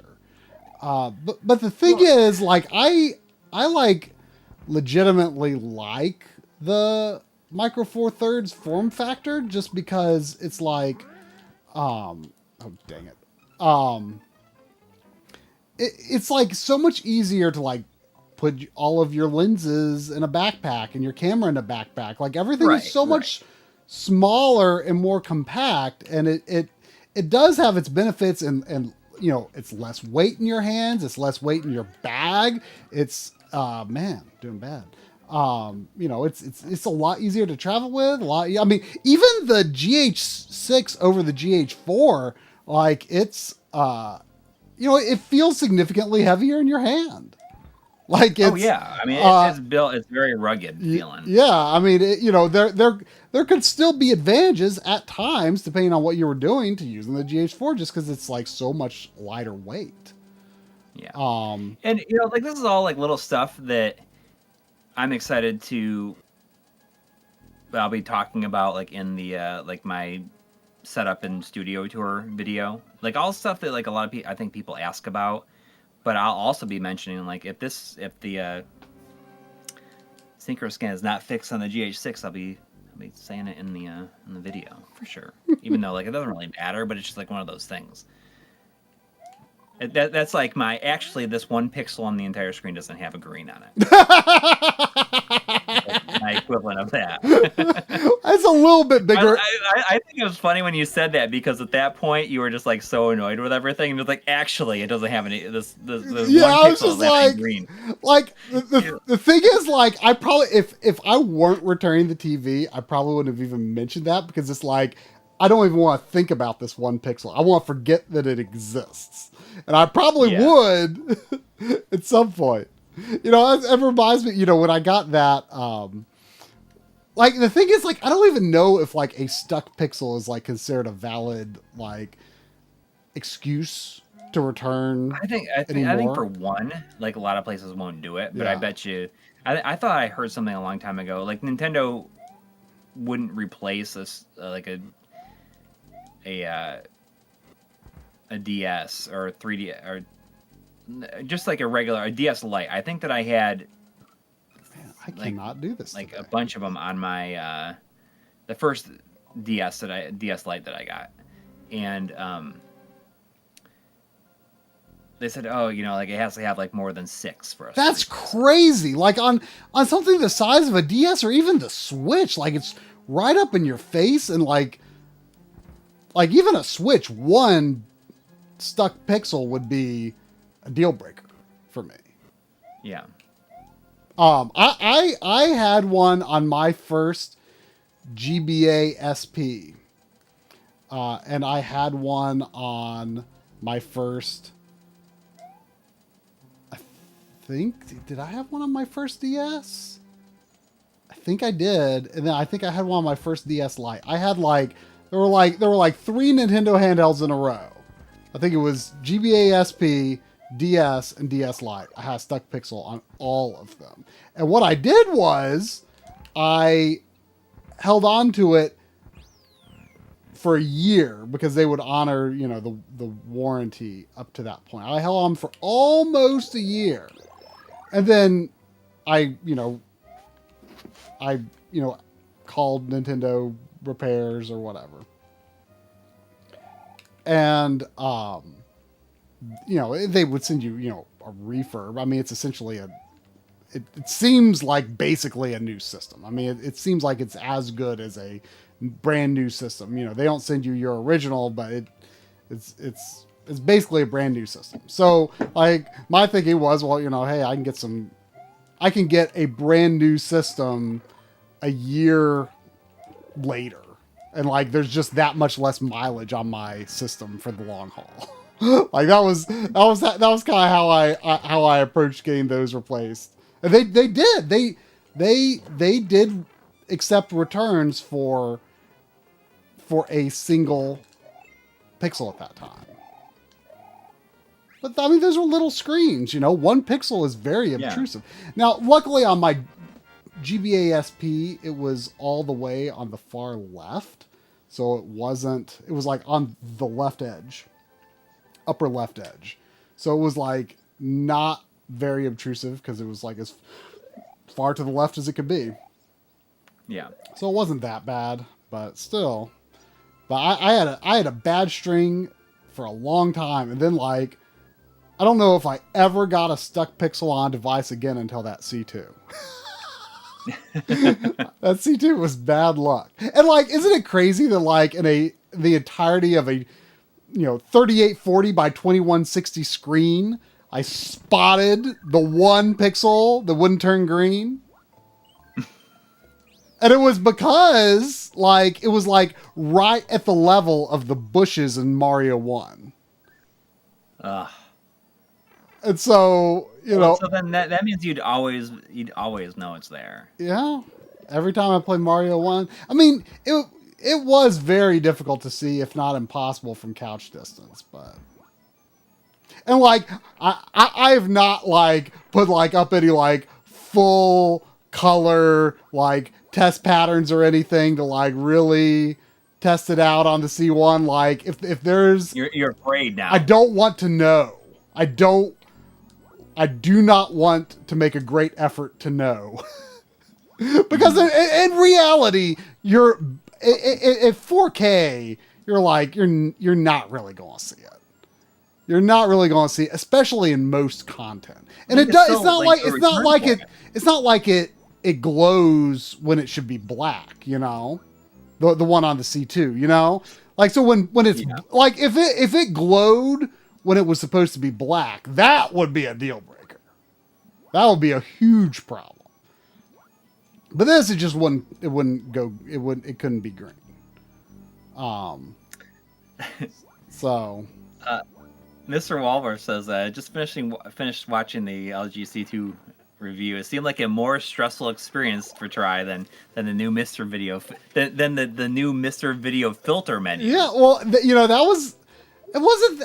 I mean, the Mr. Video was just like we were working on that for so long, but I don't know if it was stressful exactly. No, I wouldn't say it was stressful. It just felt. We wanted it to be over, but it wasn't stressful. And this, like, especially because it's like a new product and like no one cares about new stuff like 2 days after it comes out. What you said yesterday, you said, it like you said, I hate doing videos on things that don't work right. Yeah, it's true. Because like that's our whole thing is like we just like want things to work. I know, and I want it to be good. Like I think we have a similar philosophy to like the people at Digital Foundry, where it's like if we have the ability to talk to the people who are making these things, which often with these small sort of like community-driven engineering projects we do, when we see something wrong, we want it to be fixed. And I know the guys at Digital Foundry do everything they can to reach out to the developers when there's like a graphical feature that they are quite certain is not working as intended. Maybe it often happens where like just a certain setting is enabled on PS5 and disabled on Series X, and vice versa. And it's like there's no reason for that to be disabled. And I think a lot of people would think like oh your journalistic integrity is to point out all the problems. And it's like but like we just want this to work. Like yeah, we want this we to want to use it. we want it to be correct. And it's like there's no joy in being like, oh, gotcha.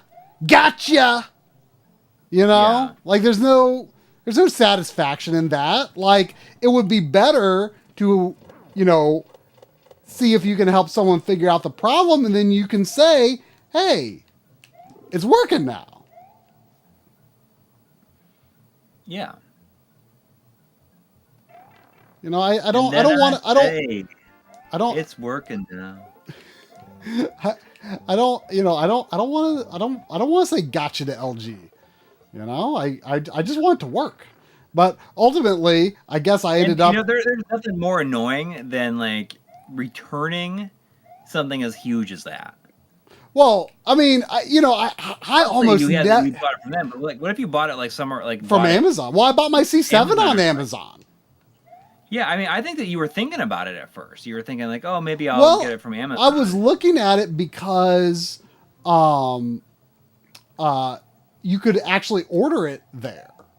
When they first were listed, it's like, oh, you could order it and it'd be here Tuesday. And I was like, oh, I was tempted. And then you were like, I'd get it locally if I were you. And I'm glad you said that because when I got mine, I ordered my C8 online the first time, and when it showed up, it was cracked. Oh, I forgot about that. And I had to return that whole thing, and that was like a pain in the butt. And that's why I was like, okay, I'm just gonna like get stuff like this big, like I'm just gonna get it locally. Yeah. I mean, and like expensive things, I'm just gonna like get it. Like that's why ProCam, this camera, like at ProCam. Like I'd rather get like from now on, I'll get like video lights and like everything like that from there instead, because I can just go there.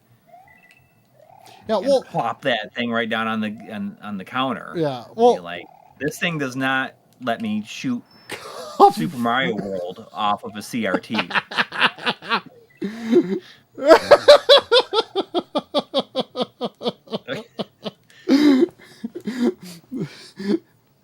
And they will say,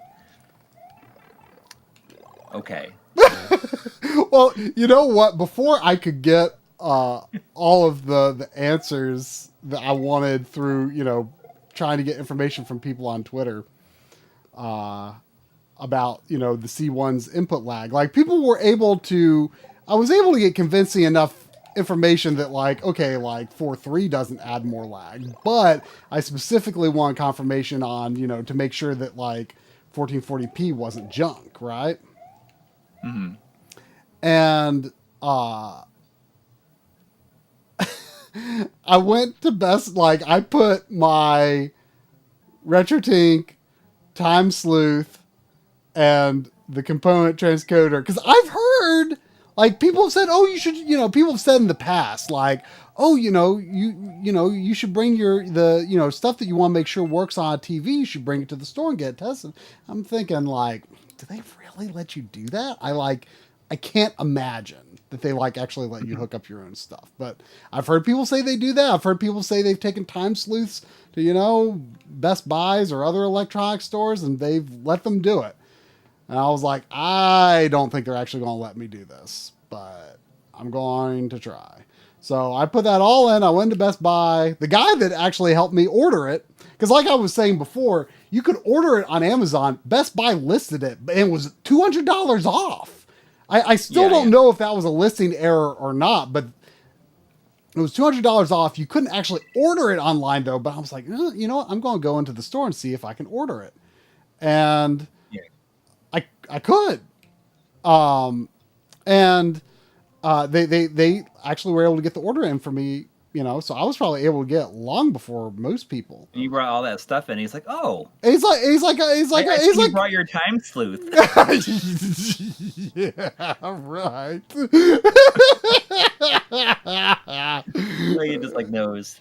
And he was like, "Oh, hey again." I'm like, "Hey." So the C2 is kind of weird, and I was wondering if I could. I brought some testing equipment in, and they're like, "Oh, well, like they're like locked into like a store mode, and we can't do it." Like, I bet they're not actually.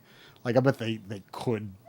They could change something about if they wanted, but they could probably change. It's their excuse, though. It's their excuse, which is fair. Yeah, which is fair. Like, I would not expect them to let me do it, so they didn't let me do it. Well, and you say like, normally I wouldn't, but since you brought your time sleuth, I'll make an exception.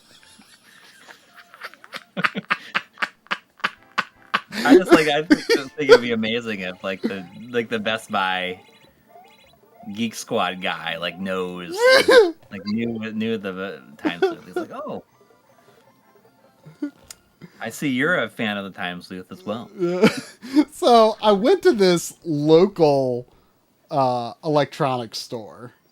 It was just like a chain in the Charlotte area. I went inside it once before, years and years and years ago. I think it was when I was looking for new speakers. Like around 20. Oh, Best Buy wouldn't let you do it, so you like went to another store. I went to another store. Place. Well, it's like a small chain in the Charlotte area called Queen City Electronics. Mm-hmm. And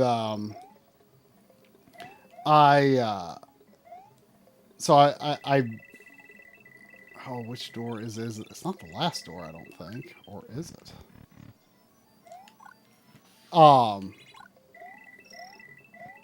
So I went in there, and it was like, it was like an hour before closing. There was no customers whatsoever. Like, I'm actually kind of shocked they're in business. It was like this, like, just like this old dude behind the counter, probably, hates his job, hates his life. And he just had this very miserable vibe about him. I'm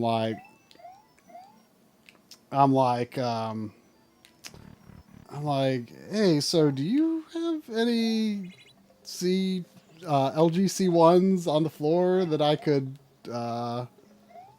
run some tests on? And he's like, what kind of tests?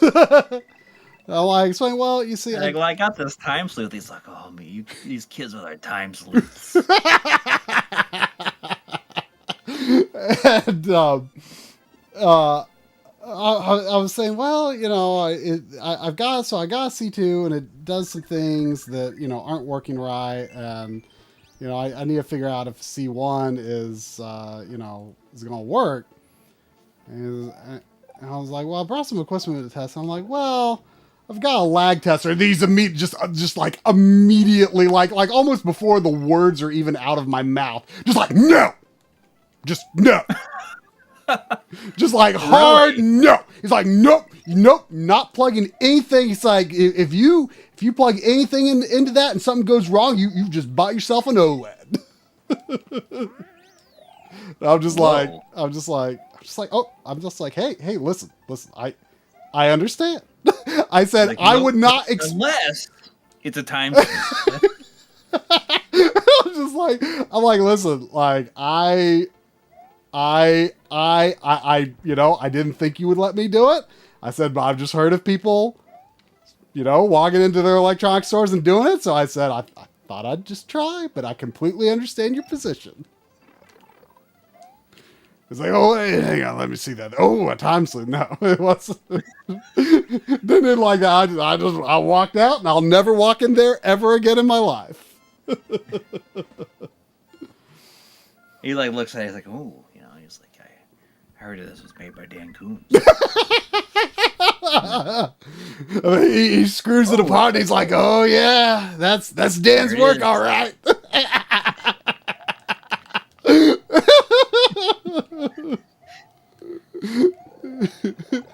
You know, I went and ate with him at a Mexican restaurant with his wife one time out in Indiana. It was like, I did that too.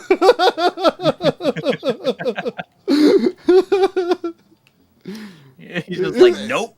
He says, if you plug that in, something goes wrong. You just bought yourself a C1, a C1. Yeah. So, you just buy yourself a C1. I'm just like, okay. Yeah, like it's like you gonna force me to do that? How are you gonna do that? Well, it's like I know darn good and well nothing's going, like it's not going to do anything. You know, It's not going to hurt anything.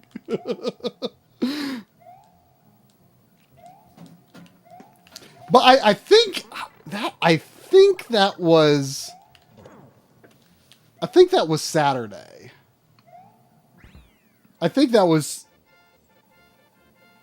the Saturday before the last stream. To be fair though, did you show him the time slips before? No, it was just like a Walmart bag. I mean, at first, I like, even if he was like, "Yep, you can," I feel like as soon as he pulled out this 3D printed thing, no, he didn't even look at it. I just saw a lag tester. He probably didn't even know. He probably didn't even know what a lag tester was. Like, he was just immediately just like assuming like, oh, this is some like, you know, some bad stuff. Yeah, like that. Those words probably meant nothing to him. It might have actually been 2 Sundays ago. It was either Sunday or Saturday, 2 weekends ago, and then that Sunday night I was able to get the last info. Like a lot of people were able to give me some pretty good information on C1 and CX, but Fevian was able to give me like everything. He was able to do all the tests I could do because he had everything I had except a C1. He had the C1 and I didn't. So he was able, and my tests, I believe, like exactly mirrored what he gave me. So, so that worked out great. But, I tried to, I was desperate to try to get this information, right? So I thought, even though I thought there was only a very slim chance that an electronics store would actually let me hook up a RetroTink fed through an HDMI to component transcoder into a time sleuth into a C1. I thought I at least had to try. I had to do my due diligence. It was important. I don't know if you're watching, but huge thanks to Fevian for helping me get that info. I got a couple of donations I got to catch up on. There is $2 Canadian from Sergio Curaz. I'm probably butchering your last name. I apologize, but thank you. Saying a new fan here, loved your Mr. and LG C2 videos. Well, I mean, maybe it should have been 2 videos. Yeah. But yeah, thank you. If it's the first video, I shouldn't have killed. Yeah, like if it's the first video you've ever seen, it's like pretty different from our usual content. I mean, but not that much, I guess, really. But most people didn't seem to think so, but I felt like it was. I felt like I was taking a lot of production shortcuts that I wish I hadn't had to take, but I just had to because of just, I had to get that scene. It helped you get it done, too. I had to get it done. Yeah. But most people seemed very satisfied with it, so. And Gaming Blows has been a member for 20 months in a row. Wow. Saying, gentlemen, you ever play Sleeping Dogs? It's the single best GTA style game ever made, I think. I had more fun with it than I did with GTA 5. I mean, I've put very little time into any GTA games, but they don't really appeal to me for whatever reason. They just never have. I love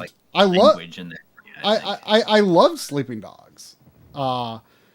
And what kind of makes it unique is it's kind of got more of a focus on like, martial arts brawling than, I mean, there are guns, but it's like kind of like it's a rare moment. So it like kind of becomes a moment or an event when you actually do have a gun, like, cause it happens so rarely. Yeah. I think I have the PS4 version. The Xbox One version is the Xbox One version one is of the first like remasters. I feel like it was the Xbox One version has FPS boost. So it's 60 frames per second. There was Scott Snyder's been a member for 21 months in a row. Got you beat there. It's not competition. Try, thanks for getting the LG video. It was awesome. I'll be getting a 65-inch C1 this week. Has the issue with the Denon HDMI 2.1 receivers been fixed? And I think that it has. I think that I think Joe every from GameStack like just recently got a new version of the Denon that has proper 2.1 support. Yeah, that's the thing I'm not looking forward to. You know, I mean the sad reality is like I'm not going to be able to easily take advantage of any HDMI 2.1 features until I get a new and even then, I mean, if I'm recording, I can't either. Which is like one of the main reasons why I was just like, I'm not going to bother with it. Like, I feel like I have everything working right, just the way that I need it to do everything. Yeah. Because of the capture, especially because of the capture card limitations, like I would not have considered it worth it for me either if my TV didn't have the problem that it had. I probably would not have upgraded now. But I'll, later this year, I don't want to do it too soon just because of, I've just dropped a ton of money. And I feel like AV receivers are like a lot more expensive than they used to be, especially ones that would have like the number of outputs I would need. Like I want two monitor outputs, and I mean, I'd love more if I could, but I think, I don't know. At that point, like zone 2 and 2 monitor outputs, is what I need. And then even still, I'd like a zone 3 eventually too. I'd use it. Yeah. But I bet it'd be really expensive if they even exist. But anyway,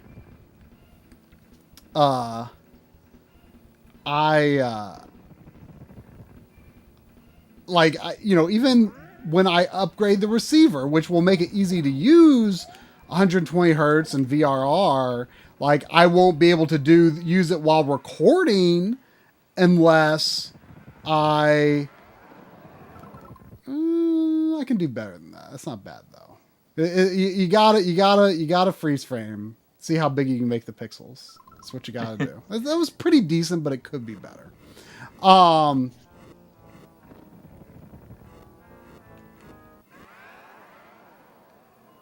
But anyway, there's no HDMI 2.1 capture card. Now,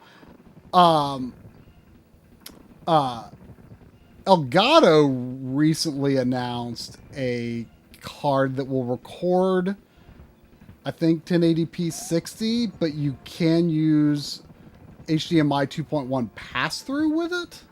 Of course, I'd be concerned if it would add lag, although I probably wouldn't be using the pass-through feature. I'd probably be going out of the receiver. But my point is like it would be nice to be able to play a game in VRR for just general. I mean, if you were recording and uploading it, if you're like uploading your Halo Infinite, replays. Well, Halo Infinite doesn't work correctly with VRR. Oh, well, it doesn't matter. I'm just saying, anything that. Yeah, I mean, it would mostly be useful for just like the footage that we record throughout the year for the year-end videos, basically. Yes, and that doesn't really justify the money. Well, if it was a cheap enough card, Yeah. it'd be okay. But it's still like so early, I guess. If only one card exists as doing this, like I feel like it's probably not that great. Yeah, I mean, hopefully it'll be more cards will be doing it pretty soon. Who knows? But like, I would like to, but it's just like it's so hard to actually use all of the HDMI 2.1 features right now. By the way, that smoke that comes out of Bowser, like something about that always looked like just animated so smooth and realistically. Bowser, like he looks kind of like he's pretty scary looking in this. Bowser really and like Peach both look like weird in this.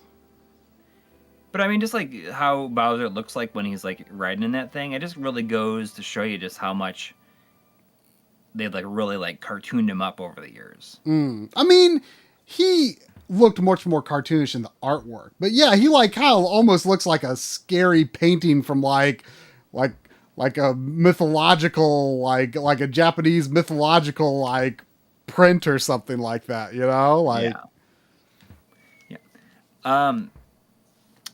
There was $2 from Phenonymous.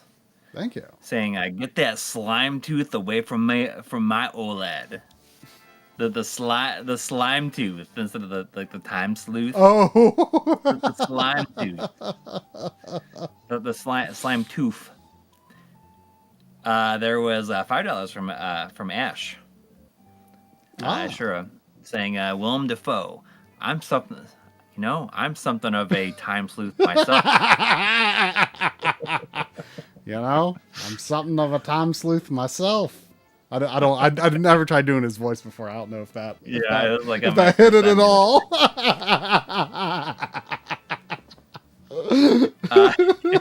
That's pretty good. There was $2 from Eric Schussler saying Eric has been a member for 22 months. Oh man.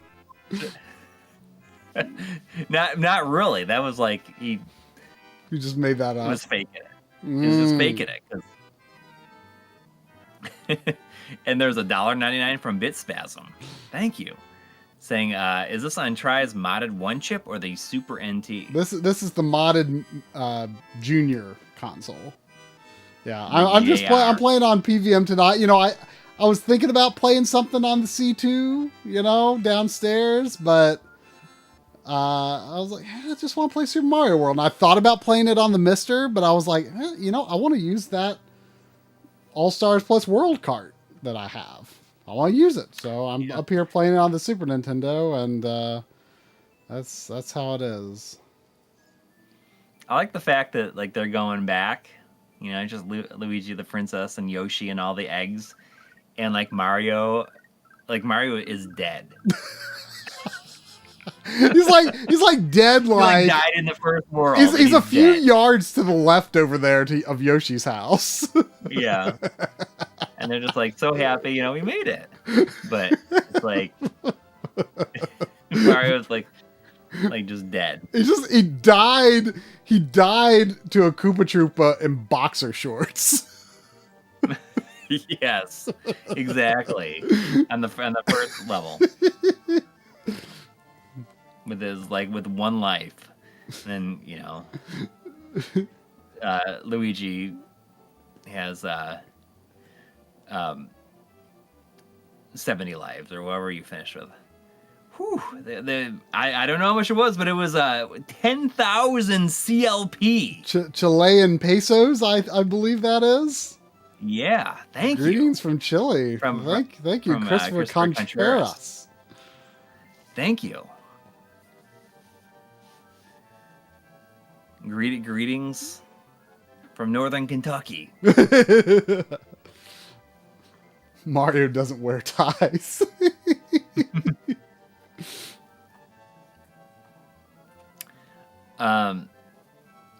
I gotta pee. Kento Zero says, my All-Stars World Cart would lose all its saves if you created too many save files on every game. That's interesting. That just made me realize there were you select a save file before you go into the game on this cart, but were there save files to select Within the game, I don't think there were. I mean, it wouldn't make sense for there to be, but I guess that's just another difference in this version. That's interesting.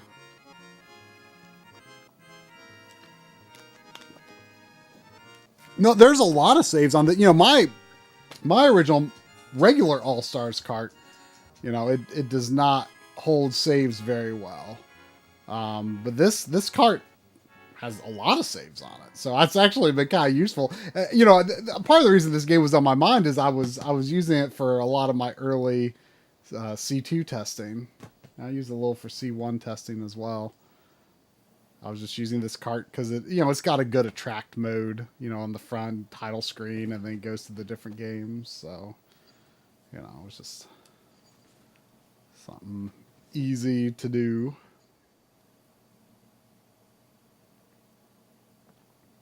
All right, well, shall I do Star World? Star Road? We'll just keep playing and see where we get to.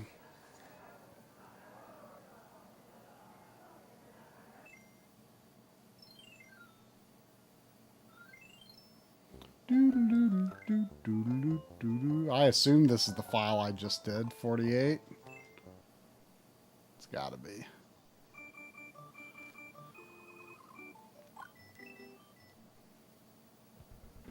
The one thing I hate about doing the special world is I don't like the color changes.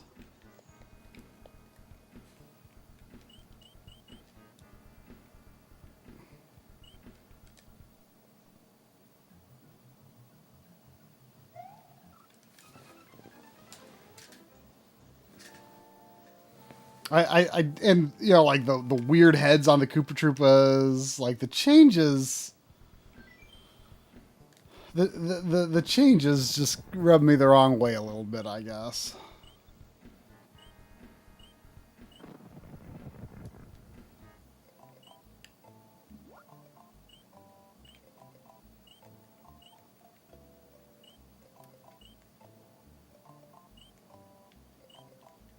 I'm just going to go all the way back to the first Star Road entrance.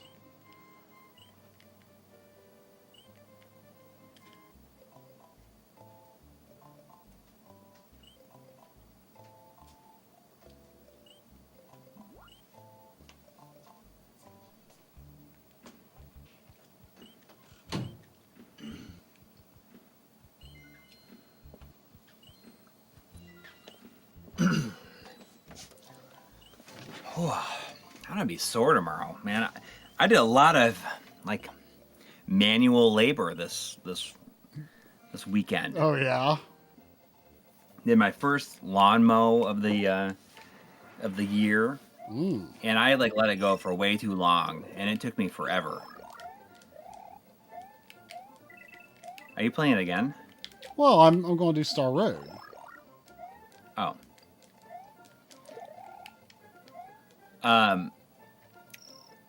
But yesterday I did probably the most, it's like the most basic, suburban thing ever. Something that I didn't even know existed until I moved here. I edged my sidewalk. Oh, yeah. Yeah, that's... I mean, I live in a neighborhood where, part of our HOA dues are, the yard is taken care of. So, not me, but, yeah, that's a thing I've always known my dad to have to do all my life. See, I never even knew it was a thing. But I'll tell you, I got a specific tool for it, right? And I just did all along it, and it is really satisfying to get that get it a really long piece and just pull it off of grass and dirt.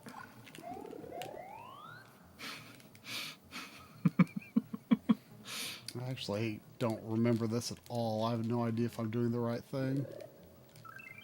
Does this have anything to do with getting to a secret exit? I don't remember. There was $20 from EB Chill 2. Whoa, thank you. Saying got COVID last Sunday. Yikes. Feel 100% better this Sunday. I just thought my mental health was dependent on those streams. Have a great week. Well, I'm glad that you're doing okay. You know, like, it's just... You just never know, I guess. Like, you know, like I said, my whole family got it, and then I didn't get it. I don't know how that happened, or if I had it like another time, and nobody knew. But I'm glad you're doing okay.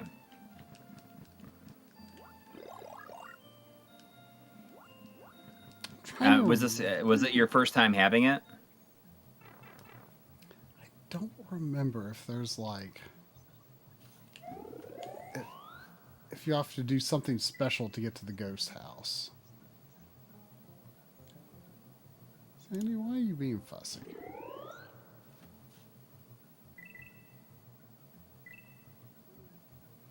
I just don't remember if it matters what you do here.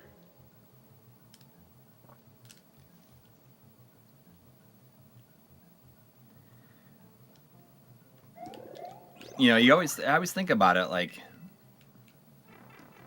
if this was, you said this was your first time getting it, it's just so crazy to think like you made it so long without getting it.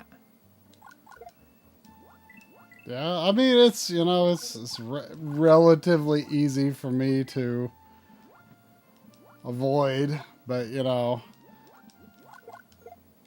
I don't, you know, I don't have a lot of need of I mean, you know, I don't work out of my house, you know, but there's people that are just out there all the time, and, you know, they don't, you know, a lot of people do just fine. So, you know, it's interesting, you know. I'm sure that the perspective of someone who, you know, can avoid it as easily as I can, and the perspective of someone who, you know, just their reality is, you know, they just can't worry about it so much. Right. I'm sure it's a lot different, because, you know, here I imagine, you know, like, oh, it's probably, I mean, I don't even have like a concept of what the real world risk is anymore. But it does sound like it's a pretty good time turned out to be a pretty darn good time for the limited run opening, based on the numbers I've seen anyway, at least. Oh, So, I mean, I'm surprised. Like there, you know, there is not more. I mean, like, I don't know. It just it's like everything is like there's no more mandates like most places at this point. And with spring break just happening, you know, when I went to Florida, you know, it was crazy.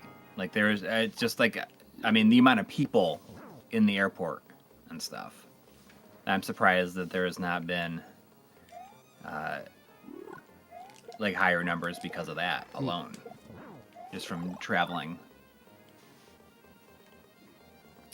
Sandy, I'll take you out as soon as I beat Big Boo, okay?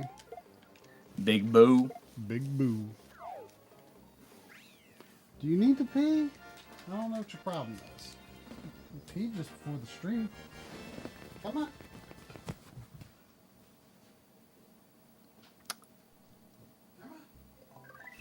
Yeah, we'll do a Wii episode. I think Try is going into, he's like going to be focusing on getting the last two Analog Frontiers done. Like that's his priority. I'm doing Tour next. Like that's like I've been working on it, and that'll be the next video on the channel. And then hopefully, hopefully Analog Frontiers at least 4 will be out like after that, and 5 will be out shortly after that. That is the hope.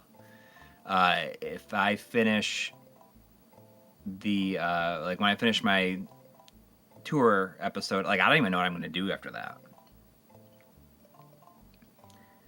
I haven't thought about it. You know, it's weird because, you know, the Mister video was just like in the back of my mind of like, oh, I got to do that next. I got to do that next. It's been very difficult for me to figure out what I was going to do after that. And I was like, oh, I'll do the tour. And I think like probably after that, like if Analog Frontiers is close, like what I might do is just like finally do that EGM mini doc.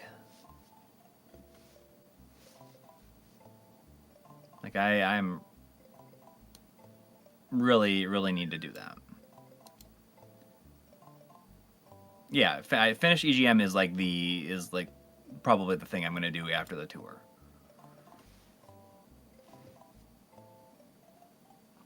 And you know, once Analog Frontiers is done and like the EGM thing is done, then I feel like all of our like long-standing major obligations projects are like done. That means we can just, who knows what you'll get after that. Yeah, I'm excited. I mean, it's like gonna be a new era of our life. Yes. At that point.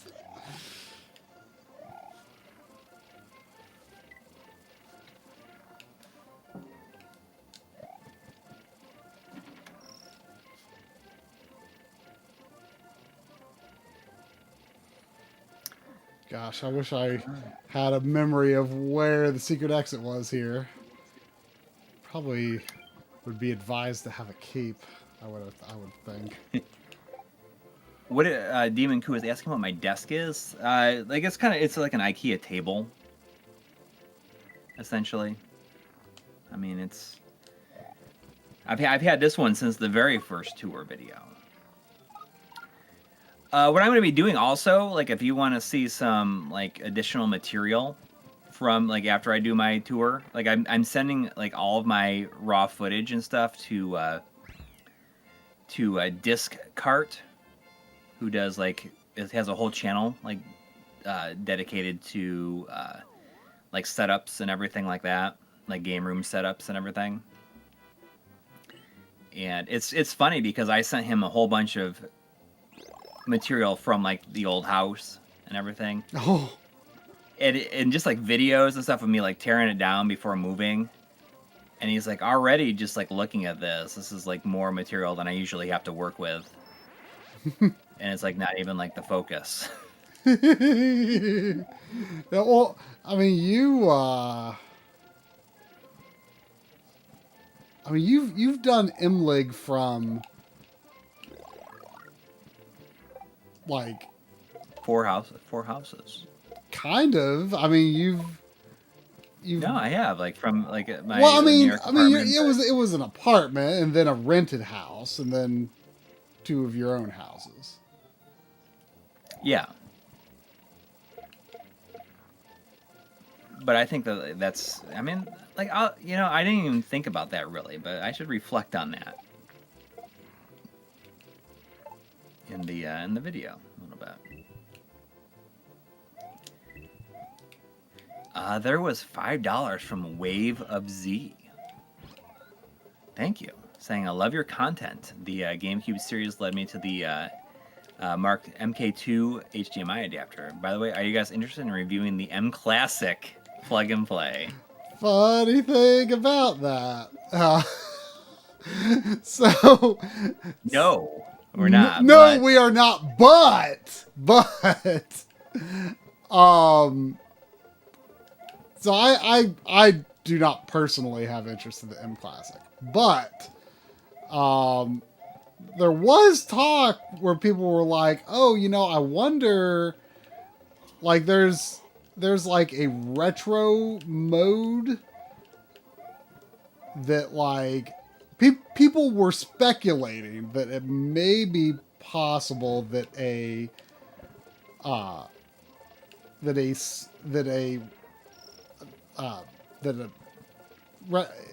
M Classic could circumvent the issues of the C2. And I actually ended up buying one with the idea that like, okay, well, I should test this. And then, you were like, you know what, though, this problem shouldn't even exist. Like, you're looking for solutions to Yeah, problems that shouldn't exist. you're buying things that you don't want. That you don't want to solve problems that shouldn't exist. And like, so it did come. I have kept it, but I'm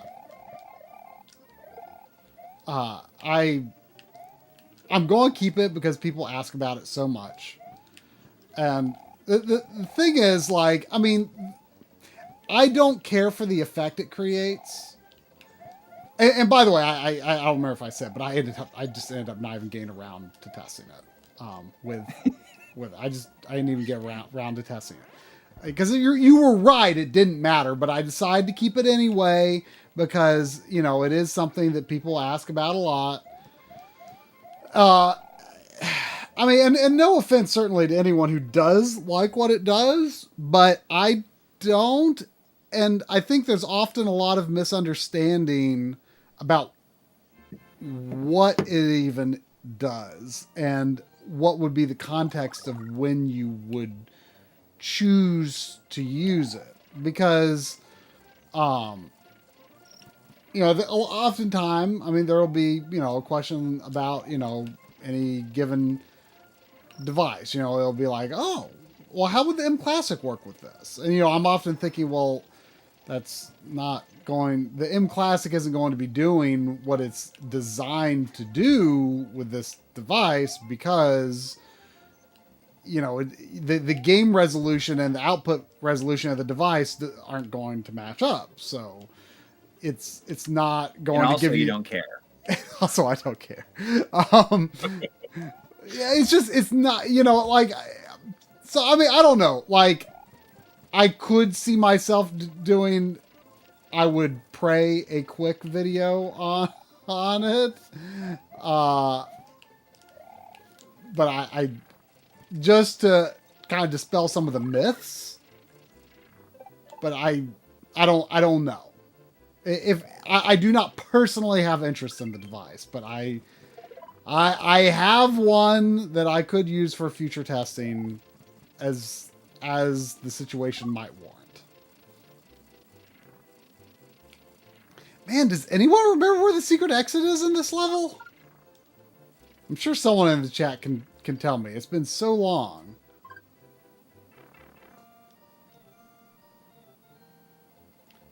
Can you just, like, fly over the goal, maybe?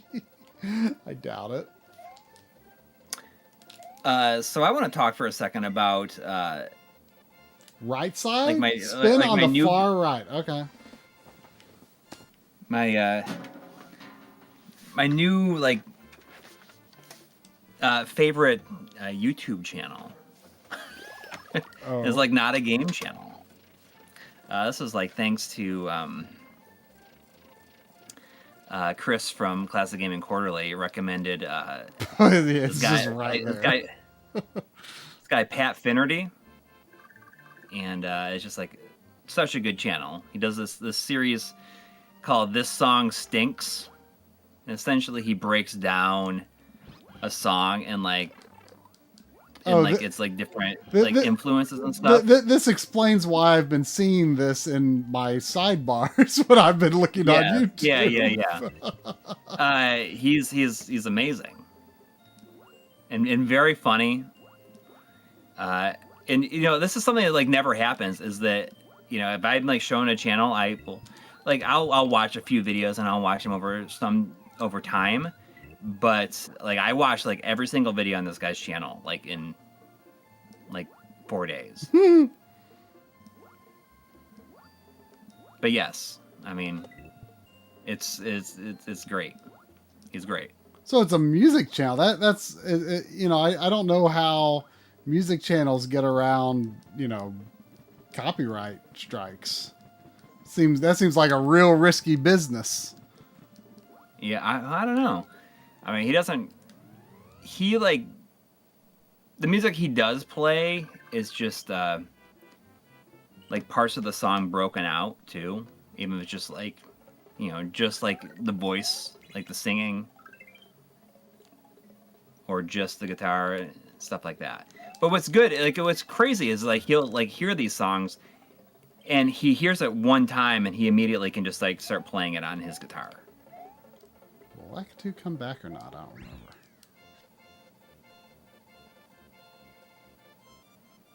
But definitely check it out. The channel is called Pat Finnerty.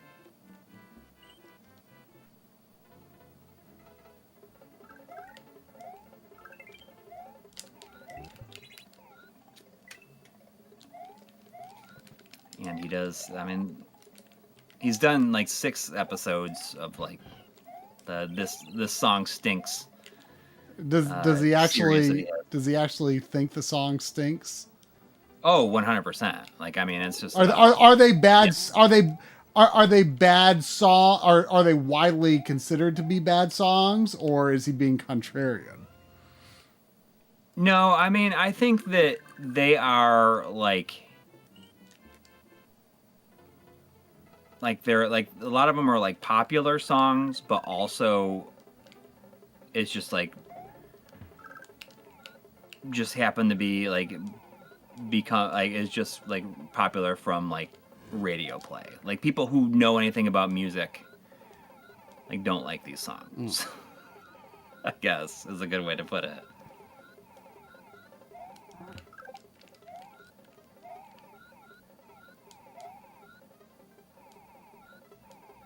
But yes, it's very, very rare that I will watch every video on a channel.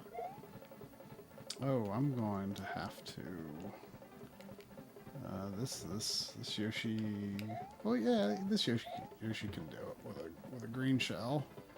If I can get in a position to get the green and shell. It's funny because Chris and I have like talked about doing a read through of like a spin magazine from like the early 90s, and I thought that'd be really fun. And dang you it, know, like it's something we still. I think he's looked at some, and then he's like, I saw a lot of stuff that I didn't really have a lot to say about it. Well, at least I remember where all the other secret exits are. Let's see if I can do the last one. I don't remember which one this is. Shadow Mask says, learning about music had taught me very little about what makes a song become famous other than good marketing.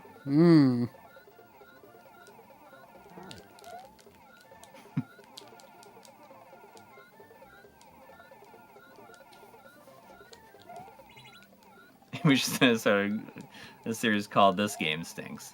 No, I mean... we're too forgiving. Yeah. Oh no.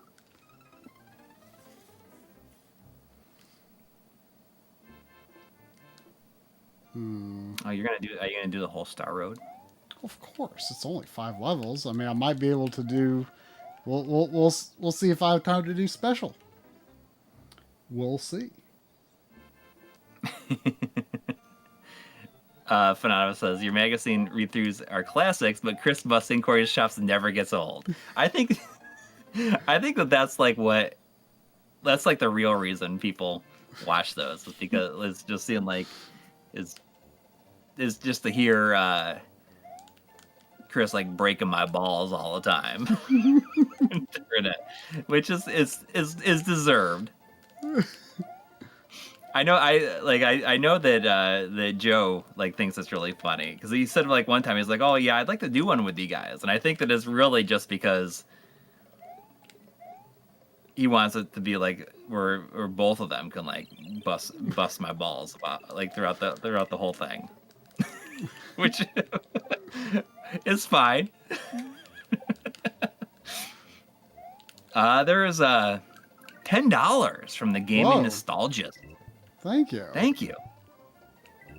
Saying, hey there, longtime lurker of streams, but have you guys seen anything about the newly released 3DS game Fragrance Story? It's a new parody type action RPGs. Fragrance Story? That's funny. I thought that was fake. I saw a picture of it, but I thought it was just like. I mean, is it an officially? I think so. Yeah. Licensed game. Yeah, I think so. That's actually that's a pretty funny name. And also saying, this is Brock from Discord. Okay. Yep. Fragrant story. I really need to play. Yeah, that. it exists, but I thought it was. I thought it was like not a real thing. Does it look like Vagrant Story? I don't know. I just saw the little thumbnail of it. I didn't click on it because I was like, oh, that's funny, and I didn't feel the need to like make it any bigger than that or like read further into it. I do have a memory of going to Star Road 2 a lot to get Blue Yoshi.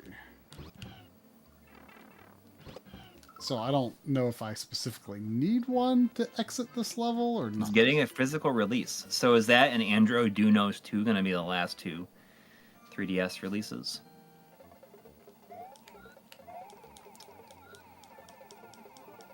Of all the sequels you ever expected to come out in 2022, how far up does Andro Dunos 2 rate for you? Can't say I have a danged clue what that is. It's a Neo Geo shooter. Oh, okay. Oh, well, that didn't go well. So you did not have Andro Dunos 2 on your bingo card. No. Your 2022 bingo card. Gotta fly to the top. Oh, Is it well, like, do I fly to the top from the beginning of the stage? I don't quite remember. There was a 20 I think it's 20 Australian dollars. It says 20 yeah. A20. I think that's Australian. Yep. Thank you. Thank you. From Luke Peterson. Thank you. Saying thanks for everything you do for the retro gaming community. Well, we're just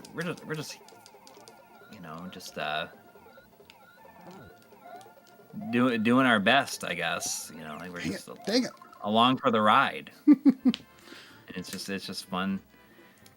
I was telling Coury seeing what people release. As much as I at least, I don't know if the audience felt the same way, but as much as I felt like the episode, oh come on, the new episode was not what you would expect of my life in gaming. It really was quite literally, an episode of my life in gaming.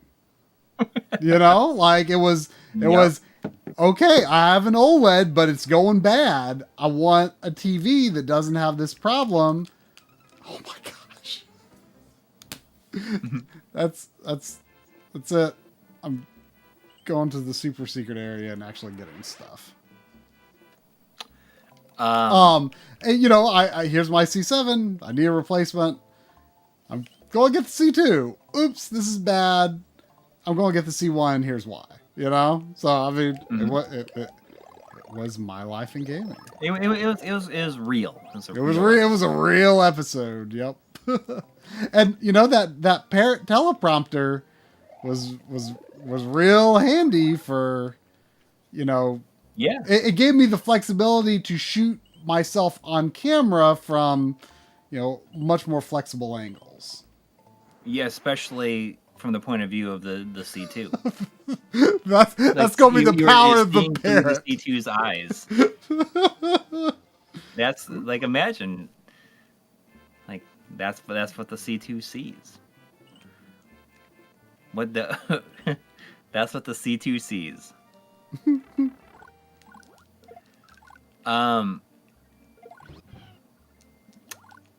There's Hattori Hanzo was asking if we're getting the Pocky and Rocky reshrined. Oh yeah. And you have the import coming, so right? I have two of the. This was so stupid. I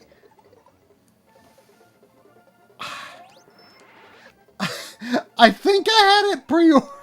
This is so dumb. Like this is just so dumb. I had it pre-ordered at Amazon, Japan. And whoops. Come on. Okay. Okay, yeah, this is familiar. I had pre-ordered at Amazon Japan. And I had pre-ordered at Amazon Japan, and then because I didn't think there was going to be a Western release. Western physical release. And when it came to be a Western physical release, I was like, oh, okay. So I ordered it on Amazon US, and then like the other day I got a shipping confirmation from PlayAsia that I don't remember doing at all. So apparently I like pre-ordered this game in like 3 different places and like completely forgot about all but one of them. So it's ended up it turns out I'm getting the Japanese version, which is supposed to have English. From PlayAsia, and it shipped, and I don't think is the digital version out here yet, or I don't think so. Is it just the physical that's coming out? And I'm unclear, I guess. I mean, if it's anything, I'm just surprised there's such a big gap between releases. But I heard something about how the U.S. release is has to like censor the Tanuki testicles. Oh, really? Yeah. I thought I heard something about that, but I'm not sure. I wonder. That's like I wonder if maybe that's the reason it's like 2 months difference. Like it takes them to fix the Tanuki. Yeah. I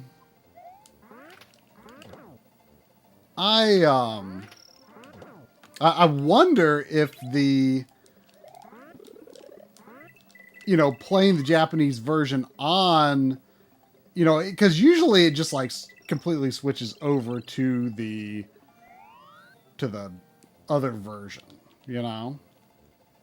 like it switches over to like the US version completely. So I kind of doubt that would be restored. Oh no. Yeah. I've generally I don't know if this is really accurate, but in my memory, I've always considered this the toughest Star Road. Yes, this is when I or Special this, Zone, or when I completed this game. This is the one that gave me the most trouble.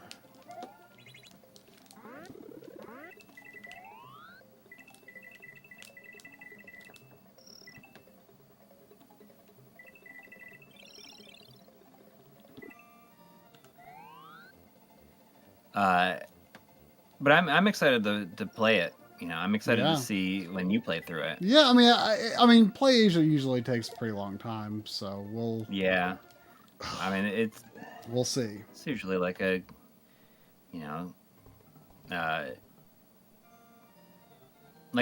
guess when I got like the cotton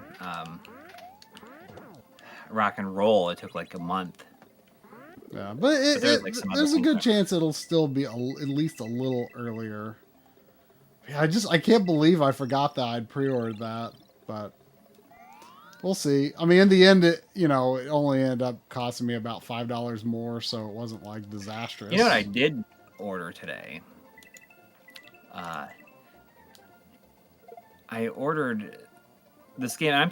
You probably know what it is already. But I didn't realize that it was like even existed, and I saw it like in a recent Metal Jesus pickups video. It's this game called Tormented Souls. Oh yeah. I have that. You have that? I have the PS5 version. Okay. Yeah, that's what I ordered. I didn't even know it existed, but it's like, oh, that's like that's pretty cool. Real classic looking. Yeah. Survival, sort of PlayStation 2 looking. I mean, not. I mean, the graphics don't look like PlayStation 2 graphics, but it's going for that era of. Yeah, right. There was another $10 from the game Nostalgist. Thank you, saying yes, Flagrant Story is a flagrant or fragrant. Flagrant. Even, Flagrant story is indeed real. They've sent out the first batch of pre-orders. I just got mine on Friday. You guys should definitely get on batch 2, as I'm unsure how limited this is. well, I mean, what kind of game is it? What kind of game even is it? Does it look like anything like Vagrant Story? Yeah.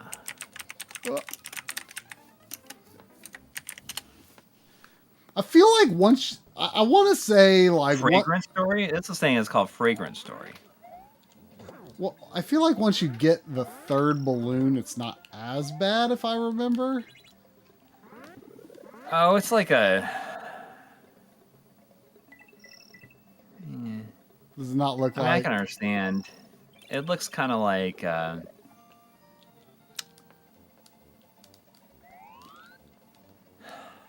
It's kind of like a Final Fantasy Tactics type deal.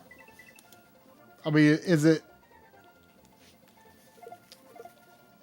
like? I mean, nothing wrong with that. You like Final Fantasy Tactics, don't you? Yeah, well, this does.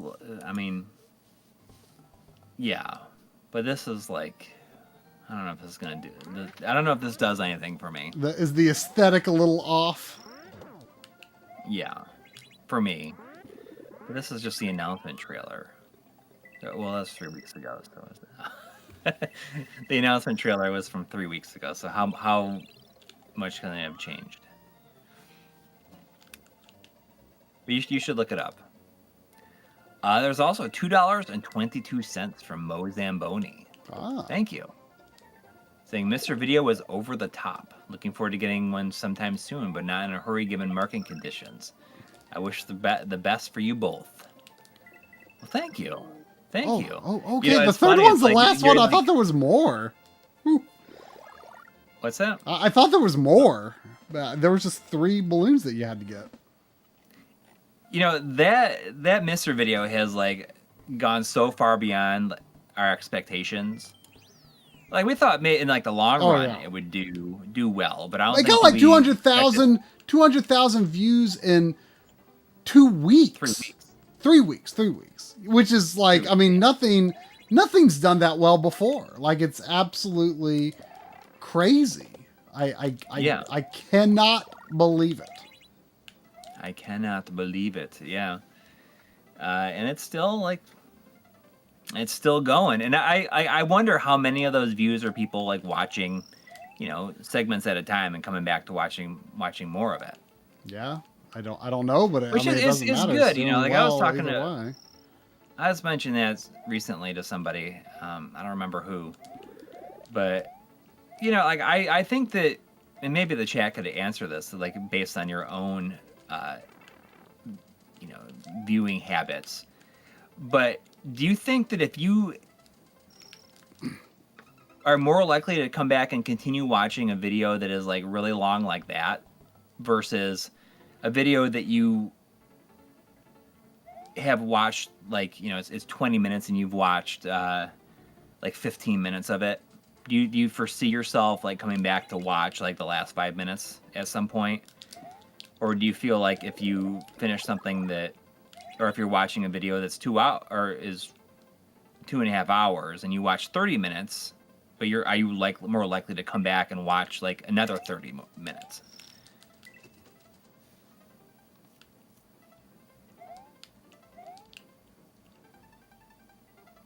I mean, I just think about that in terms of the, you know, like why longer videos maybe are doing well right now, because it's more easy to accept and get into the idea, because you kind of go in with the expectation of like, I'm not going to watch this whole thing. And if I like it enough, like I'm going to come back and continue watching it. But with a video that is, you know, 20 minutes or 15 minutes, you might be thinking, oh, I'm going to watch this whole video. And if you don't have it, if you don't have the entire 15 and 20 minutes to watch it, you don't feel like it's not as important for you to come back and like watch the last 5 minutes. Yeah, maybe. Chapter markers help. I love that a lot of people like referred to what was I called the chapter falling out with the C2. Like a lot of people like called that chapter by name when which I thought was funny. Yeah. You know,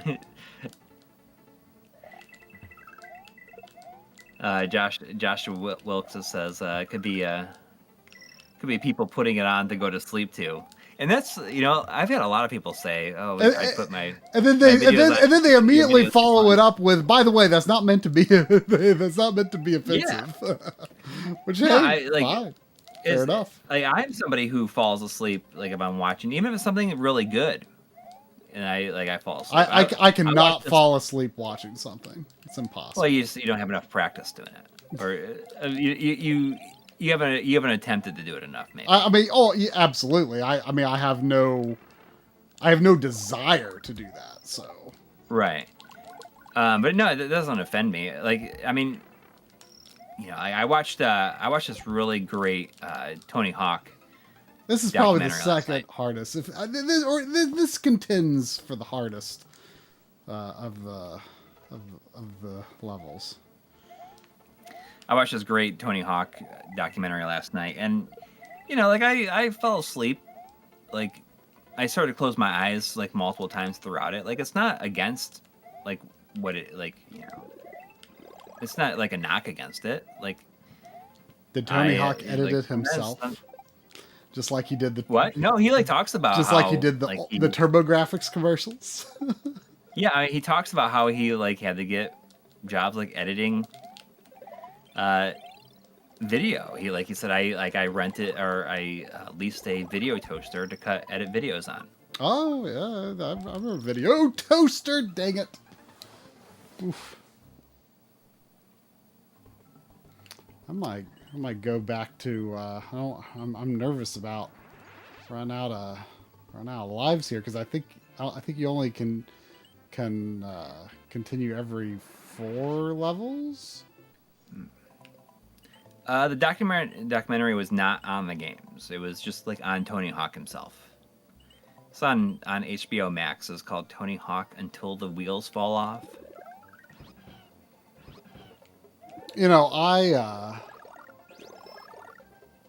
I loaded up one of the Tony Hawk games, 1 or 2, I don't remember which one, on the Mister when I was just recording random footage. Yeah.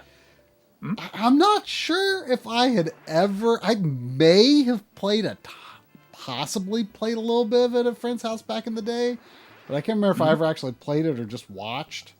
But it was like, I was surprised. Like it was more appealing than I expected it to be. Yeah. I have to There's a admit. reason. Like I didn't play any of them after 4. Mm-hmm. But like those first 4, I mean, mainly like the first 3 were so good. Yeah, like I mean, And just you like didn't have to be into like skateboarding to like really get into them. Because right. Well, it's see, not that's even about that. It's about like seeing the design of the world and how you can string together these moves like without it's a score tag game. Mm-hmm. That's all. That's what it is. And see, I've never really been interested in like the trick modes. I mean, in like there's like in like the wave race games or the 1080 games, for example. There's like these like trick modes where you're the goal is to pull off tricks and those never really interested me.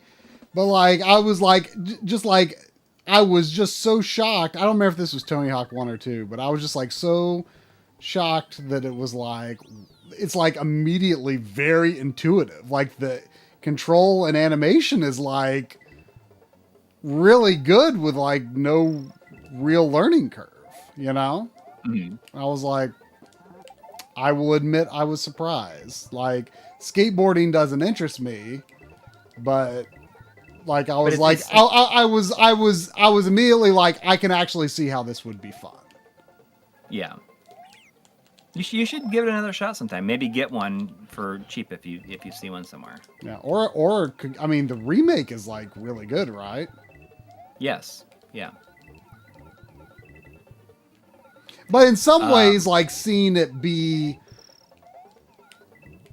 seeing it on PlayStation 1 might be more impressive because like it is, actually like a pretty good looking PS1 game and with really good and smooth animation and controls, so, it's kind of, I always like to say that, the remakes of games are great and all, but like, and like the, HD remasters and stuff like that. But sometimes the game just clicks a little better when you're playing that original version because the context of why it is designed the way it is becomes much more apparent when you play that original version because like it might not look that impressive as a PlayStation 4 game, but when you play on PS1 you're like, wow, this is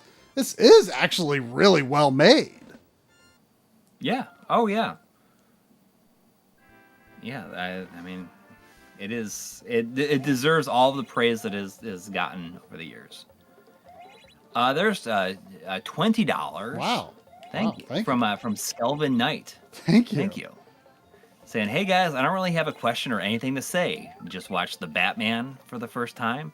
Now I'm playing Final Fantasy Legend and watching the stream. Thanks for all you do. Well, thank you. I just watched the Batman on.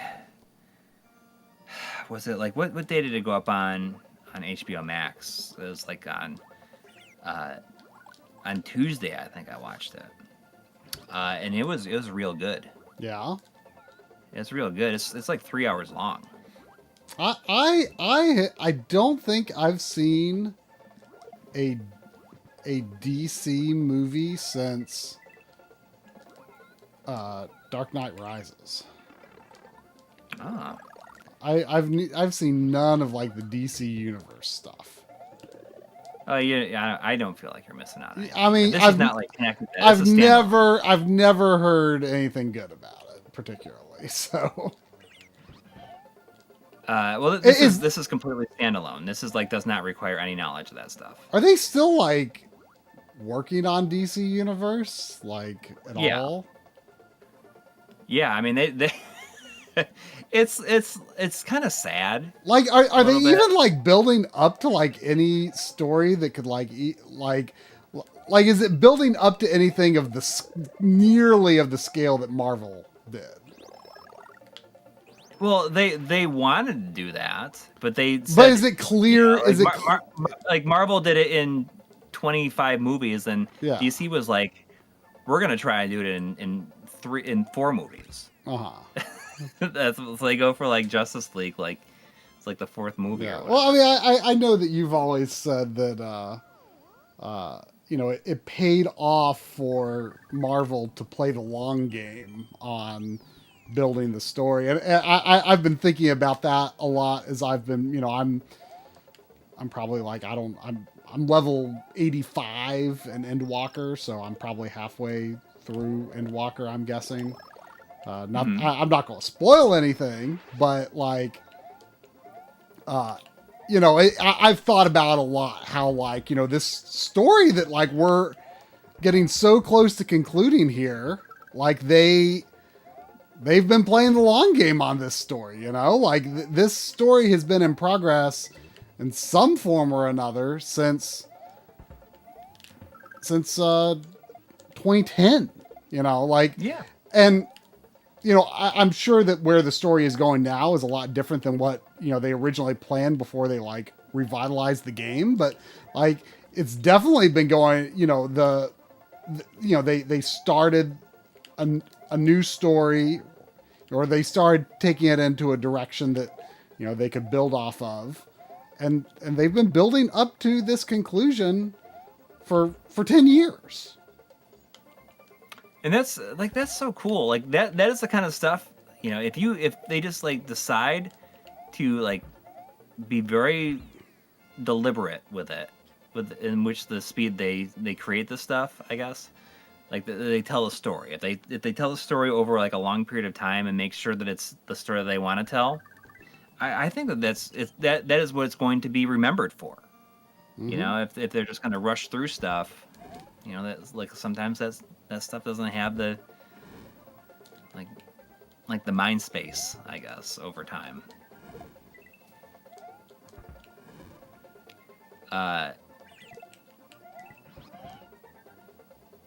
You know, like, but Batman was good. It was good. It has such a cool like visual style to it. It's just like it's a really dark movie. I felt like it was kind of a really interesting mix, specifically of like Tim Burton style and Christopher Nolan style. It was like taking those two things and putting them together. You know, which I mean, like I'm not sure if that is like what anyone else felt like, but for me, it felt like a great mix of that stuff.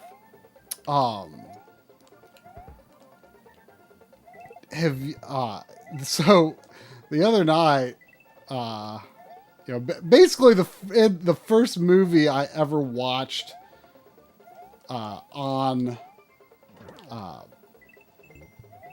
the C2. I watched a little. I put up Terminator 1 just for testing some stuff out earlier, but I didn't watch the whole thing.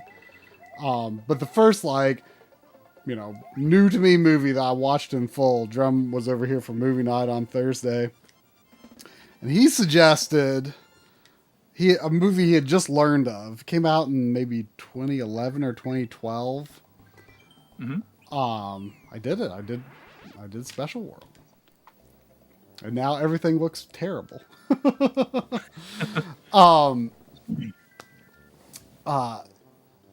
So he some movie podcast he listens to, he said the I think it was 3 people on it.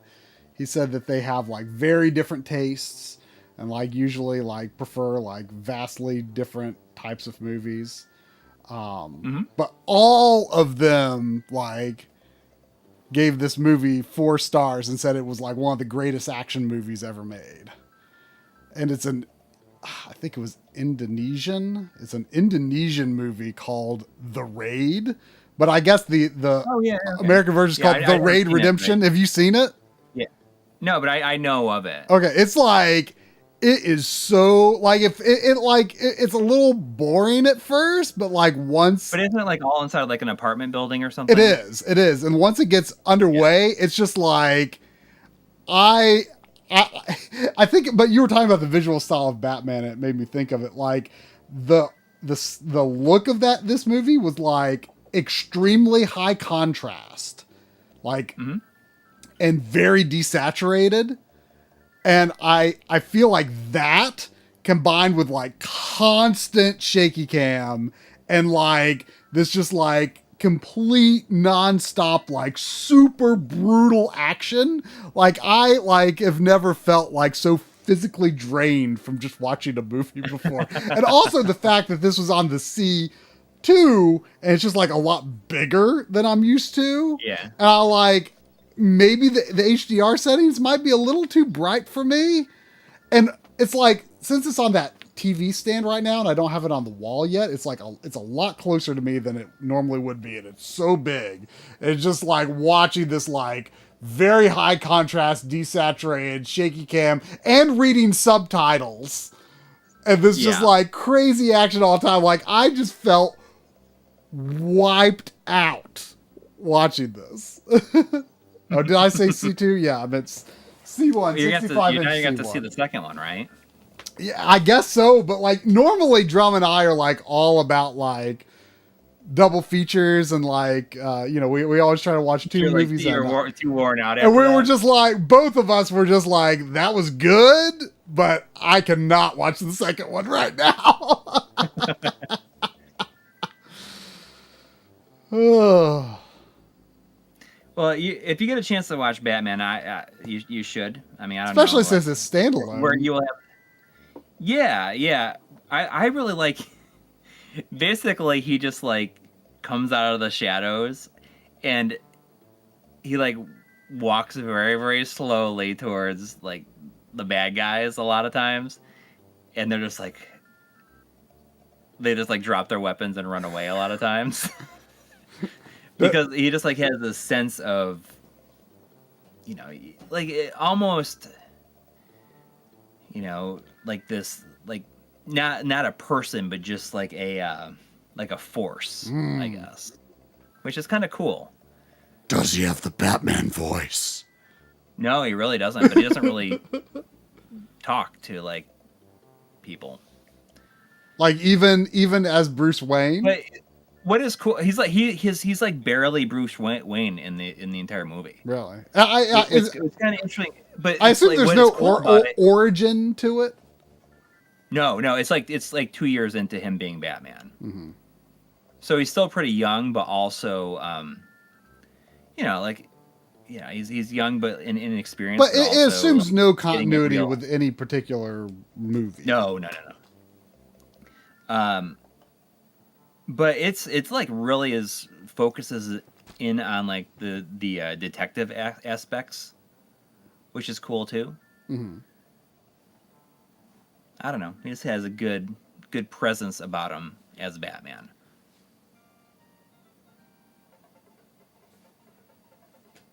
All right. Well, is that gonna do it? Is that gonna do it? Well, that was good to be back. Yeah. Good to be back. Good to come back on a timeless classic like this. Yeah. And I'm glad by and large people appreciated the video.